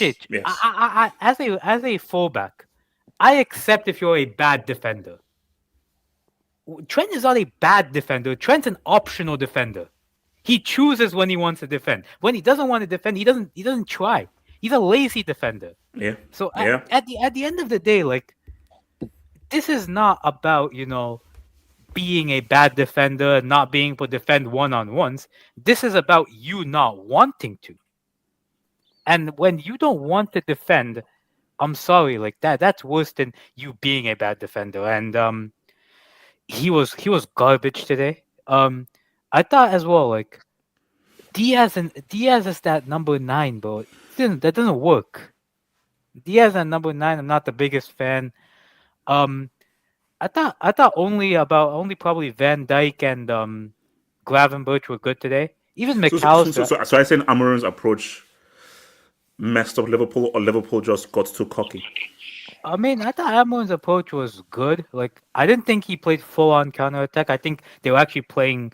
Even when I look at United, bro, the problem is that attack. Like, they seem to like build up well. They seem to play good football in like their own half. They seem to pass out the back relatively well. But then that attack, like you don't know if they're gonna score or not unless Amad Diallo does something special. So I could just say it's Diallo, inshallah. That's all. Yeah, exactly. That's what it is. But at the end of the day, like I think Liverpool were just very arrogant on the day. I think the players thought that they could just beat United just like that, but football doesn't work that way. And also like the Salah, bro, the conversations I've been hearing on Salah this past week, bro. They're saying he's better than Neymar. I saw Undisputed came on this very hangout and said he was better than Neymar. It's disputed. It's disputed. And also, like, have you seen that Elijah and Disputed? We don't. Bro, Elijah was here for like 2 seconds. Wait, Elijah was here and then ducked. Yeah. Yeah, there we go. No, but Elijah and Disputed. These guys are here early when things are normal. Yeah. Now you can see them. Just one thing for Undisputed. You can't use Neymar's performance in the Copa America final when Salah hasn't showed up internationally for his country ever. Facts. Yeah, shout out to him. Overall, though, I think Liverpool were just poor on the day. There he is. And United had a good game. United had a good game. That's all I will say. Okay, before I go, I was I go literally to about to Sam. leave. Before I I go was to literally about to Sam. leave. Is what You didn't let me talk, AJ. You didn't let me talk either. All right, I'll get you guys. Shout out to Betsy. Nathaniel had me at not my character. His PR agency the same as Diddy's for sure.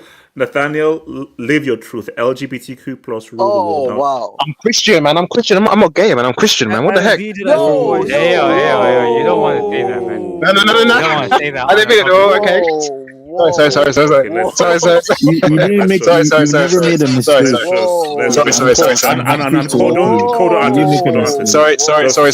right, let's just keep going. What does that mean? I'm sorry, Cor. It means nothing. Talent FC.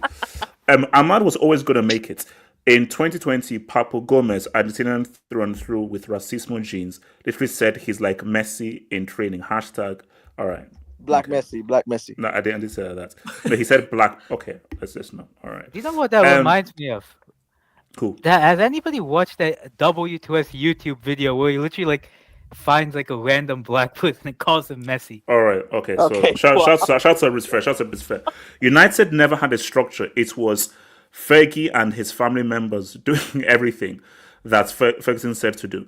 Roy Keane must have actually been right looking back. No. I believe that Amorim made a mistake joining at this point because Amorim, I don't think you know how effed up this. If the greatest manager of all time, Mourinho, can't turn this around, Amorim, you can't. Wait, excuse me? And we're talking about Jose Mourinho. If Jose Mourinho can't turn these guys around and they told him to piss off, what can you do? And this is why this meme will always live longer than memory. This is football heritage. Sim? Wait, isn't this the same guy that promoted McTominay? J-Swiss, did McSauce just score again for Napoli? J-Swiss, Napoli top of the table. J-Swiss, could McSauce be voted Serie A player of the season in his first season, leading Napoli to a Serie A dub? Can you please put some respect on McSauce's name? Wait, I think that's more of an L on Serie A, to be fair. Yeah. You rate Serie A now? I rated the league that gave us Kaká, Ronaldo, Nazario, Maldini, Nest, and all those dudes. Yo, why SK? You never supposed to be your best midfielder. Talent FC. Jesus, what? Wait, are Juventus still doing the Invincibles in 6th place? Talent FC.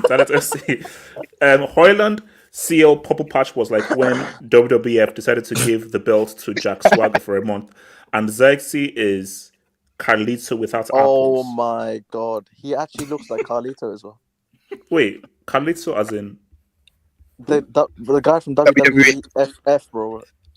Wait, just drop the brick. The guy Hey, yo, man. The guy I stopped watching WWE a long time ago. You don't know Carlito Cool? Oh yeah! Wow! Okay. I spit in the face of people who are not cool. This guy is literally a spitting image of this dude. YSK. Wow. You know, what's his name? Oh, Scott McTominay would be a best midfielder. YSK. Yeah, thank you for that, Nathaniel. Yeah, Wait, thanks. Okay, can you drop the brick for that, please? Bro, that took way too long. Well, yeah. That is wild. You know what Nathaniel's doing right now? All right, Wait, so what's the guy calling Wait. Do you want to read? Okay, Sam, Cole, have your speech and I'm going to you, Sam. Cole, go for it. Okay. HH. This is why I always say football is a confidence game. Mentally, if you are not there, you will lose the game. This is what keeps happening. I always say second half of the season is where is the meat of the whole game. If you do well in the beginning of the season, no one cares. But the second half of the season is where people will really judge you. Because look at how in a span of just 2 or 3 games, Chelsea and Arsenal and Liverpool have just failed to capitalize, you know. And I'm really sorry to say this, HH. I look at someone like a Man City, who, you know, they were down bad, and now Chelsea, they giving them hope. Liverpool too drawing to United, this is giving them a lot of hope. I know people say it's not anime, but bro, this joint is anime, bro. Like how I see this game is anime because, bro. How can you lose? How can you lose to Ipswich Town? Listen, how can you lose? No, listen. How can you lose to Ipswich Town? How can you lose to Ipswich Town? Arsenal. Listen to this. Listen to this. Sam, get ready. Listen to this. Let me land, please. HH. Let me land. Listen, HH. How can you lose to Ipswich Town? And then. Arsenal of all people, listen, I don't support any of the Premier League clubs, but all I want to see is I want the big clubs to give City a run for their money. What you do is Arsenal, you beat Ipswich Town in Emirates, you draw to Brighton. Chelsea, you lose to Ipswich Town at their home. And then for you, Liverpool against United, of all people, this is an easy dub. You should not be losing. I'm sorry. I'm really sorry to say this, HH. This is an easy dub. You've given so much confidence to Manchester City, and now they're gonna take it. It's like Real Madrid. The same thing with Real Madrid. But Barcelona, Atletico did the same thing with Real Madrid.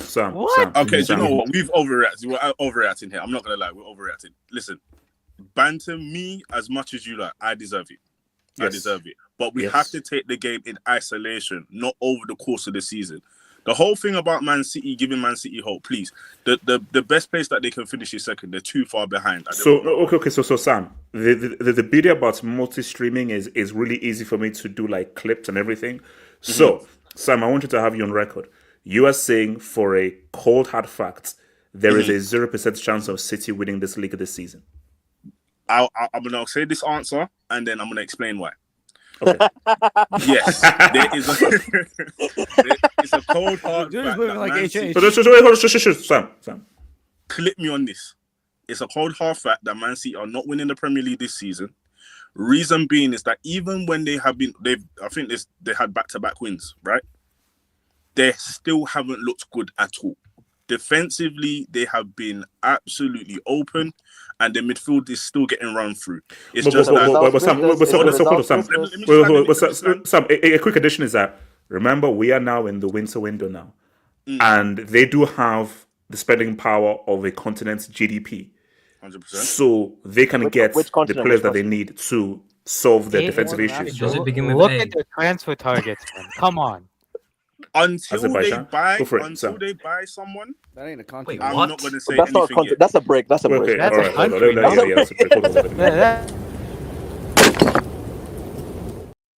Yeah, can you tell me what countries are in Azerbaijan, please? Sam, go Sam. So, right, this game in isolation, right, that was Liverpool's worst performance, and that was Man United's best performance under any manager, not just Amarin, Ten Hag. I was arrogant, 100%. I was arrogant. I came on with chest, saying that. Well, to be fair, I didn't really actually predict the Man United game yesterday, but I came on with chest yesterday, right? And what I saw from Liverpool was the same thing that I saw last season and in previous seasons. We come into the match starting like we are 5-0 up. Why do we do that? Trent, you might as well go Real Madrid. If you are going to play like that, you might as well go. That was the worst performance I've ever seen of Trent. And it's so you're in agreement, because I said that is the worst performance I've seen from Trent. So you agree that is Trent's worst performance. And it's not even defensively. It's also his passes. He was making blind passes and he was losing the ball, and he was starting a Man United transitional counter-attacks. Sam, was it worse than the game against Napoli when Kvaratskhelia ripped him apart? No, it was worse because with Trent, he can have bad defensive performances, but he will make couple 1-2 passes that can open up a game, or his attacking play is good. Both defending and attacking was crap. Passing was ass. Yeah. So it was kind of like, where did this come? Is your head already in Real Madrid? If your head is in Real Madrid, respect to you, thank you for what you've done, but please go. We got Conor Bradley, who came on and won 3 out of his 3 drills. Come on. Because I think they said that. I don't know whether this is true. Right? Trent did not win a single tackle. He didn't win a single tackle at all. That's crazy. Did you see what Roy Keane said about him? Wait, what did Roy Keane say? Is this the Tranmere Rovers thing? Yeah, the Tranmere Rovers. Wait, what did he say? Never mind going to Real Madrid, you go to Tranmere Rovers. Yeah. Wow. Bro, Sam, continue, Sam. The reason why I was so confident about this game previously before, and maybe I should explain why I'm confident. Maybe there'll be a little bit of context, but obviously content, you wanna get chest out, and if I'm wrong, you wanna banter. So, but the reason why I was confident is because last year when Liverpool were clearly better than Man United and we went and drew, it was because we kept on missing mad opportunities, and Man United will get these moments where they would just score and they were just clinical. Now, I thought with Slot now, and I still think with him, is that he would change it up tactically, which he did kind of in the game, to get the goals. Now, we were winning. But the fact of the matter is that there's bozo moments that we had in the game where it was just like, what are we doing? It was a basketball match. Okay, so am I wrong in saying that Trent was responsible for both of those goals? 100%, he was responsible for both of those goals. He was playing against us today. No, because remember the second goal, Van Dijk looked straight in, because obviously for the first goal, Trent gave the ball away, a bad pass, but for that second goal, Van Dijk looked straight at Trent, like, bro, how could he allow that ball to come in and across to come in? Sorry, he was already out of the play. Good? Yeah, it's good. Okay, cool. Yeah, sorry, Sam, continue. So if you looked at Van Dijk's face a couple of times, because I know the camera zoomed in on him a couple of times, he was side-eyeing Trent like one madman. And you could see what was going on. At a point, I was like, oh my goodness, Slot, just take him off. Take him off. Just take him off. Put Conor Bradley on. Because you can see that Man United could equalise. You could see. Now, I have to also give credit to Man United as well. They played out their skin. They knew what the occasion was. They didn't, how would I put it? They didn't do things that they couldn't do. They stuck to their principles.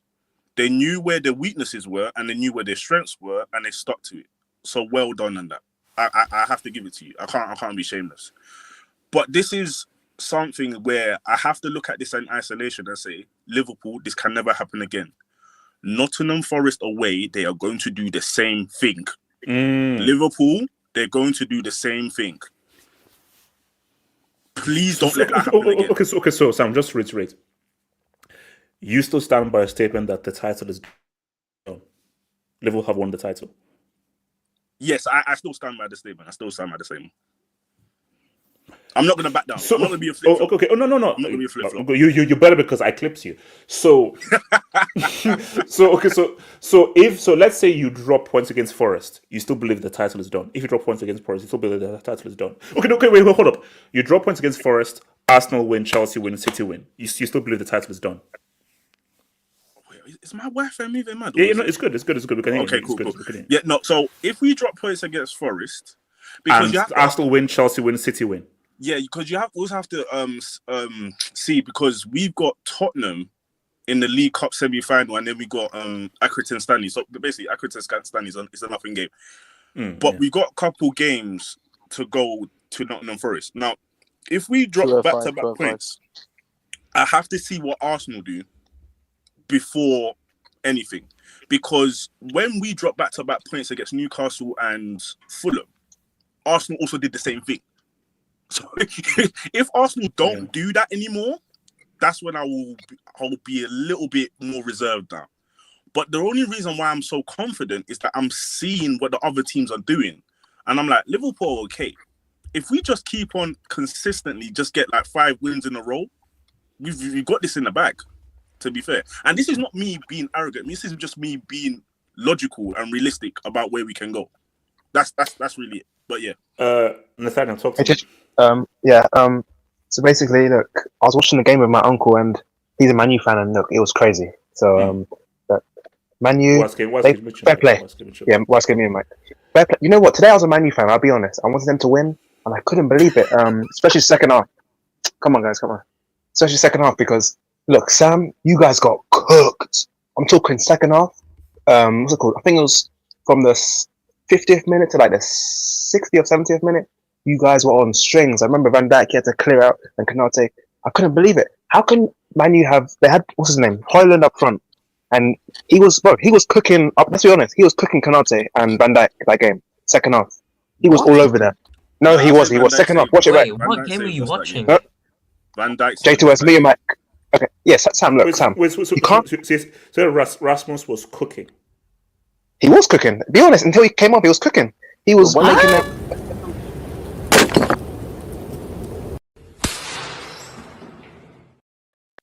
Were you watching the game? The only player that was really cooking was actually Dallo. What did he cook? It was actually Dallo. The guy that was cooking was Dallos, not Rasmus. Nathaniel, have you been asleep when we said that Rasmus is garbage and he wouldn't start for any team in the championship? Look, HH, let me so what was he cooking in this Don't game? smoke, you shameless guy. Come up here. Oh my word. He now wants to show Panda Look, Rasmus is still trash. He's still trash. But the game today, look, we have to credit Amorim. Let's be honest. We have to credit him. The tactics, Liverpool have been found out. Sam, me and Mike, I'm sorry, but you've been found out. What? Have been found out. He's already I'm sorry. Let me tell you what. Wait. Can you wait and let me speak, please? HH, let me just speak. Man is cooking jollof. What are you talking about, bro? 20 seconds. Wait. No, man. Nathaniel, just speak, or else I'll just cut your mic, man. Wait, you're cutting me off. Okay. You've been found out because low block, Man U in a low block in the first half. You couldn't get through them. Yeah. So low blocks, even Fulham, you couldn't win in a low block. And Nottingham Forest, you couldn't score at Anfield in a low block again. Now let me tell you, the title race is not over. Arsenal can still win it. It's 6 points? 6 points, and you're not beating Everton. Chelsea not in it because we're not serious. Wait, hold up. So wise case, since you're a guy that likes to waste your money in the betting booth, if I drop. Wait, wait, hold up. Is that really the odds? Oh, okay. Let's just say this. I'm not sure what it is, but let's just say this. If I drop 20, if I drop 20 of Prince Charles, how much am I getting? If 20 I drop 20 pounds? Yeah. Wait, how much is that in Naira? You get 500. You get 500. Wait, can't you do basic? Okay, wait, hold on. Okay, 100. Bro, you can't do that. What? You can't do basic 100. math? Wow. No, I want to be sure. Of course, I can, guys. I'm digging for context. I'm digging for context, guys. Look, I was A-set maths. Yeah, sure. Yeah. Miss Smallwood is rising. A-set. Let's be honest. If you drop 100, you get 2.5. You get 2.5. Look, YSK, let's be honest. You're back. Man, you're back now. We have to be honest. What?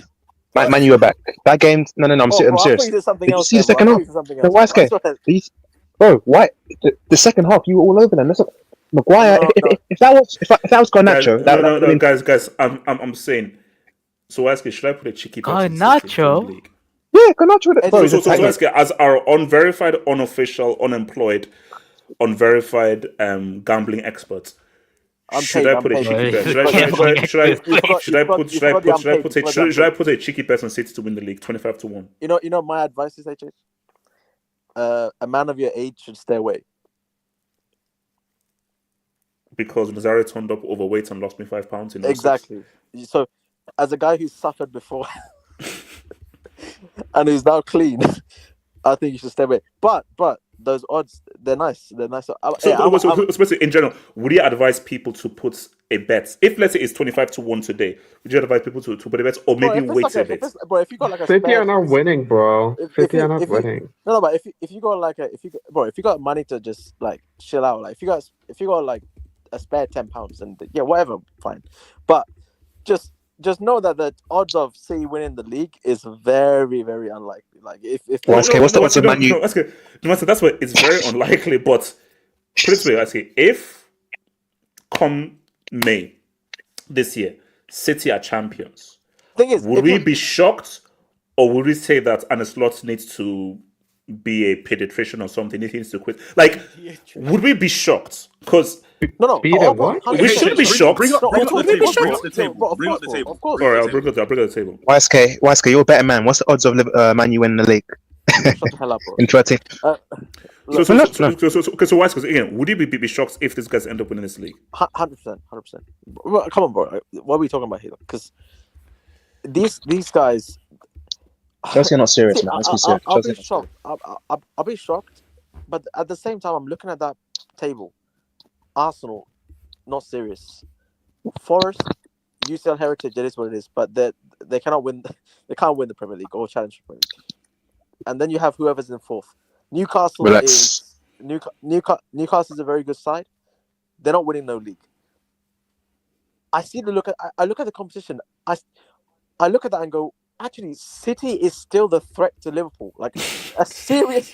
That's a joke. Wait. Absolute joke. But you know, that's the scary thing is like because Arsenal, Chelsea, Forest, they're not just being serious. Serious title contenders. Listen, Liverpool should be sweating based on like City. And my thing, okay, you look at this image.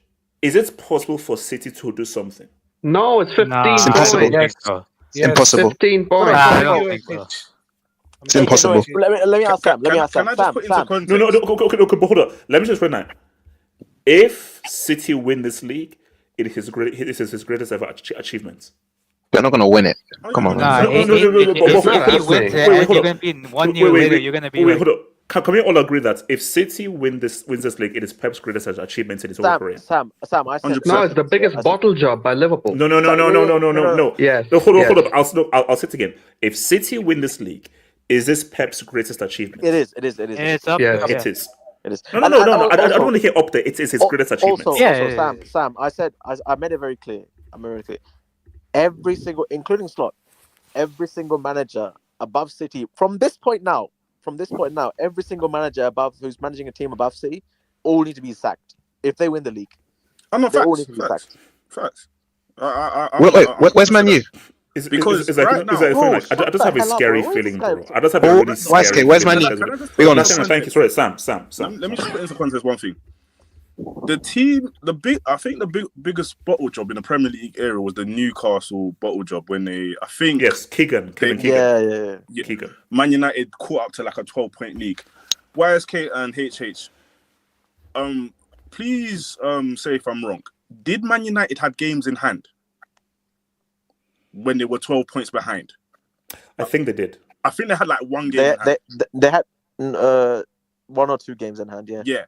So you're looking at the table. Liverpool are 12 points above Man City, right? Yeah. But we have a game in hand. Yeah. That is going to be Sam, did you know the thing is? Context. Okay, but do you know what my thinking is? They're not. You're not beating Everton. You're not beating Everton. Like, to say Dyche will beat you that so much, you won't beat Everton. Do you know what's so mad? I actually think we'll beat them. And do you know what the reason why is? Because do you know how you thought Man United are going to get a point? There's too many people saying that Liverpool are going to drop points against Everton. I don't know. Way too many people. That's true. It's way too many people. No, I don't know. Especially, I thought I'm one of the few people who think Liverpool, Everton will get something, because I think the reason why people are saying that the league is done is because people assume that game in hand is just an easy 3 points for Liverpool based on just how trash Everton are. So people are like, no, it's not 12, it's actually 15 points. So like, screw it. But my whole thing is that I believe that no, Everton are going to get something. So really, it's not going to be 13 points or something like that. So because my thing is this, is that I think Liverpool's stake is going to be draw. And those draws, homeboys will be getting 3 points. No, but the problem mathematically is that these guys have dropped 11 points all season so far, even after today's draw, and they played. No. That's not okay. That's true. But my thing though is that, are you saying that it is impossible that over the next 4 or 5 games they get like 3 draws or 4 draws?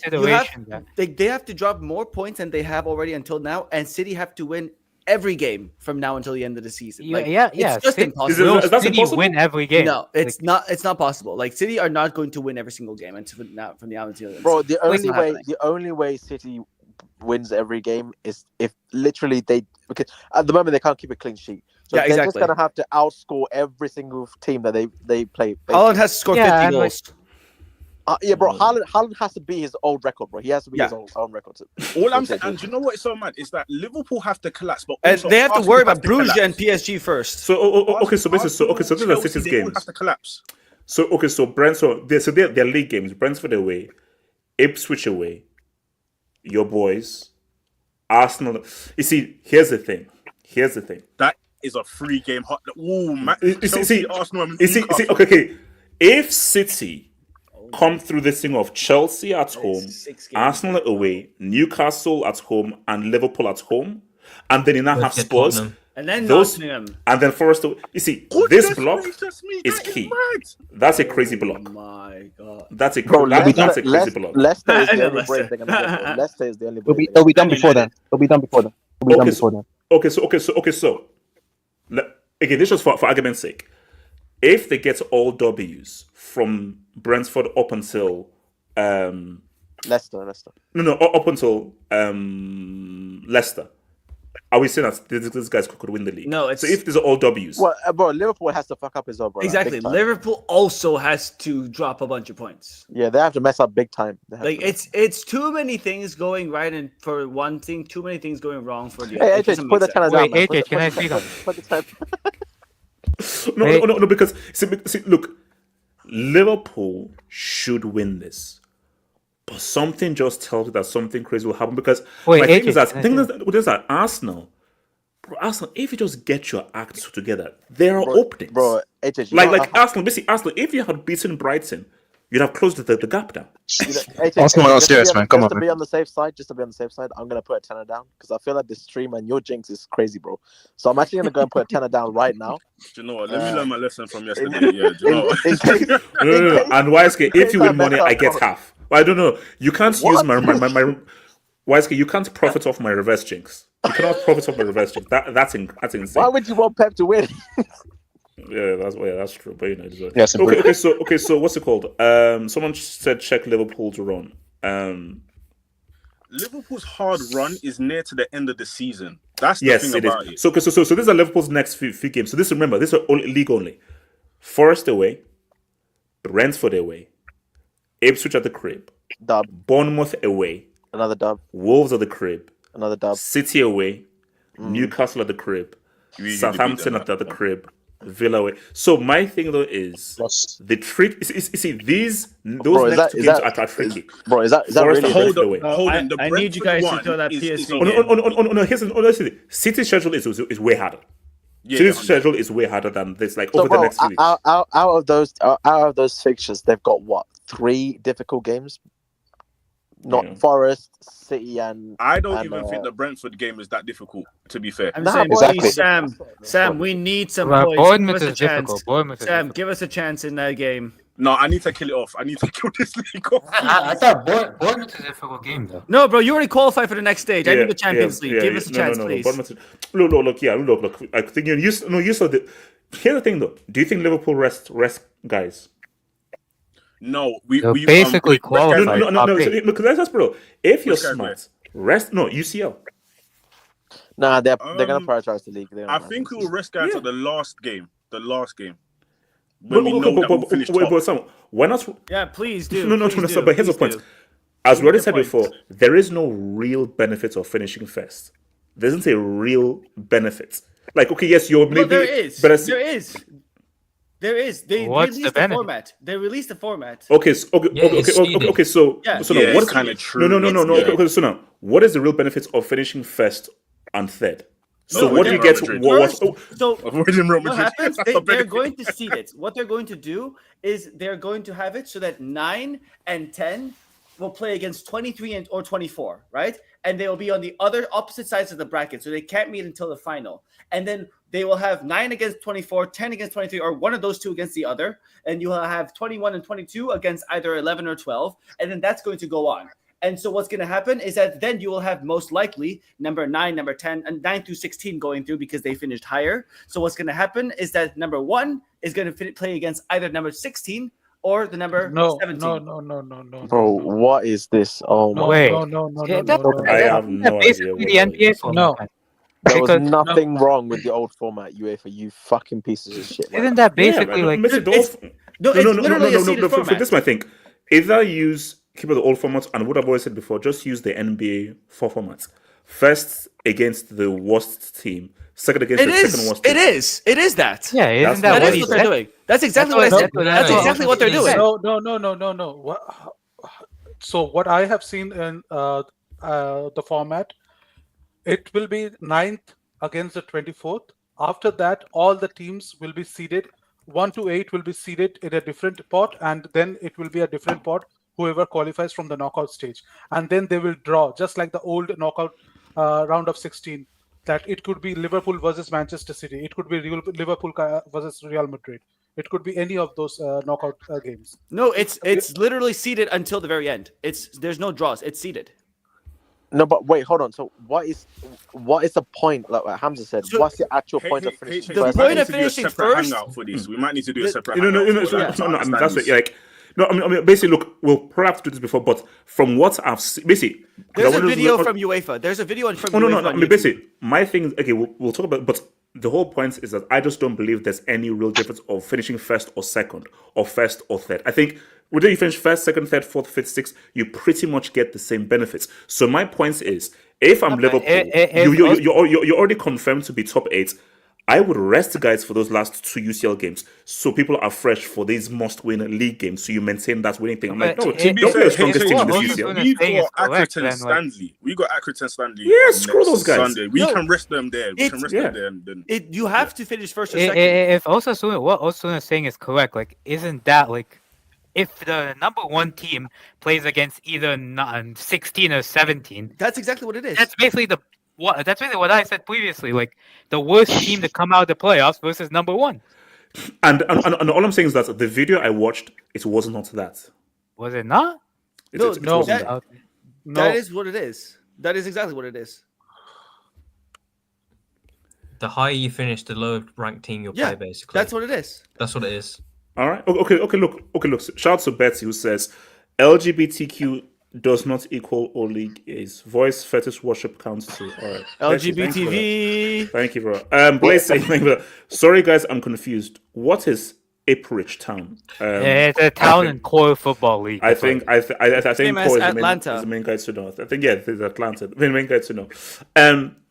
Guys, it's been swell. It's been real. All I'm saying though is, if City win this league, I'm done with football, and I'll be a full-time monk. I'll be a full-time monk, guys. I'll see you. Remember, this is going to be on podcast. This will be on Spotify and on Apple Podcasts, and I'll see you guys Monday. Members Hangouts. One love. Peace.